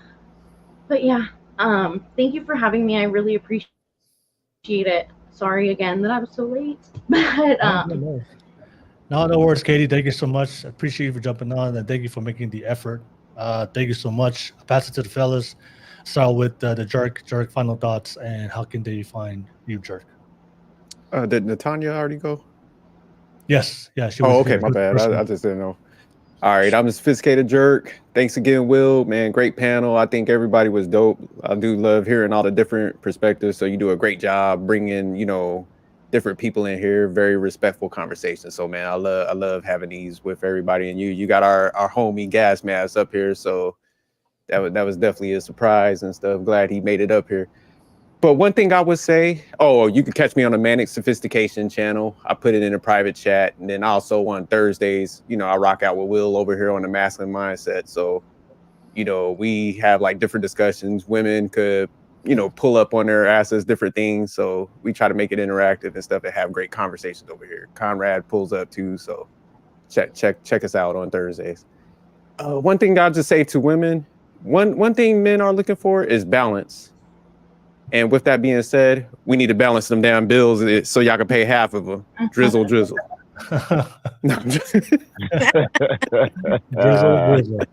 This guy. Yeah. Thank you so much, Derek. I'll pass it to you, Conrad. As always, oh my God. How can they find you, Conrad? Wonderful night, wonderful panel. Thanks for having me again, Will. You do a great job as the host of the Kava Club and the live shows on Wednesdays on my Masculine Mindset. Glad to be a part of a great group of gentlemen. You ladies are wonderful. Lasting thoughts for everybody. I'm going to say it only to the women in this one. Your femininity is not your weakness. It's your greatest essence. Never forsake it.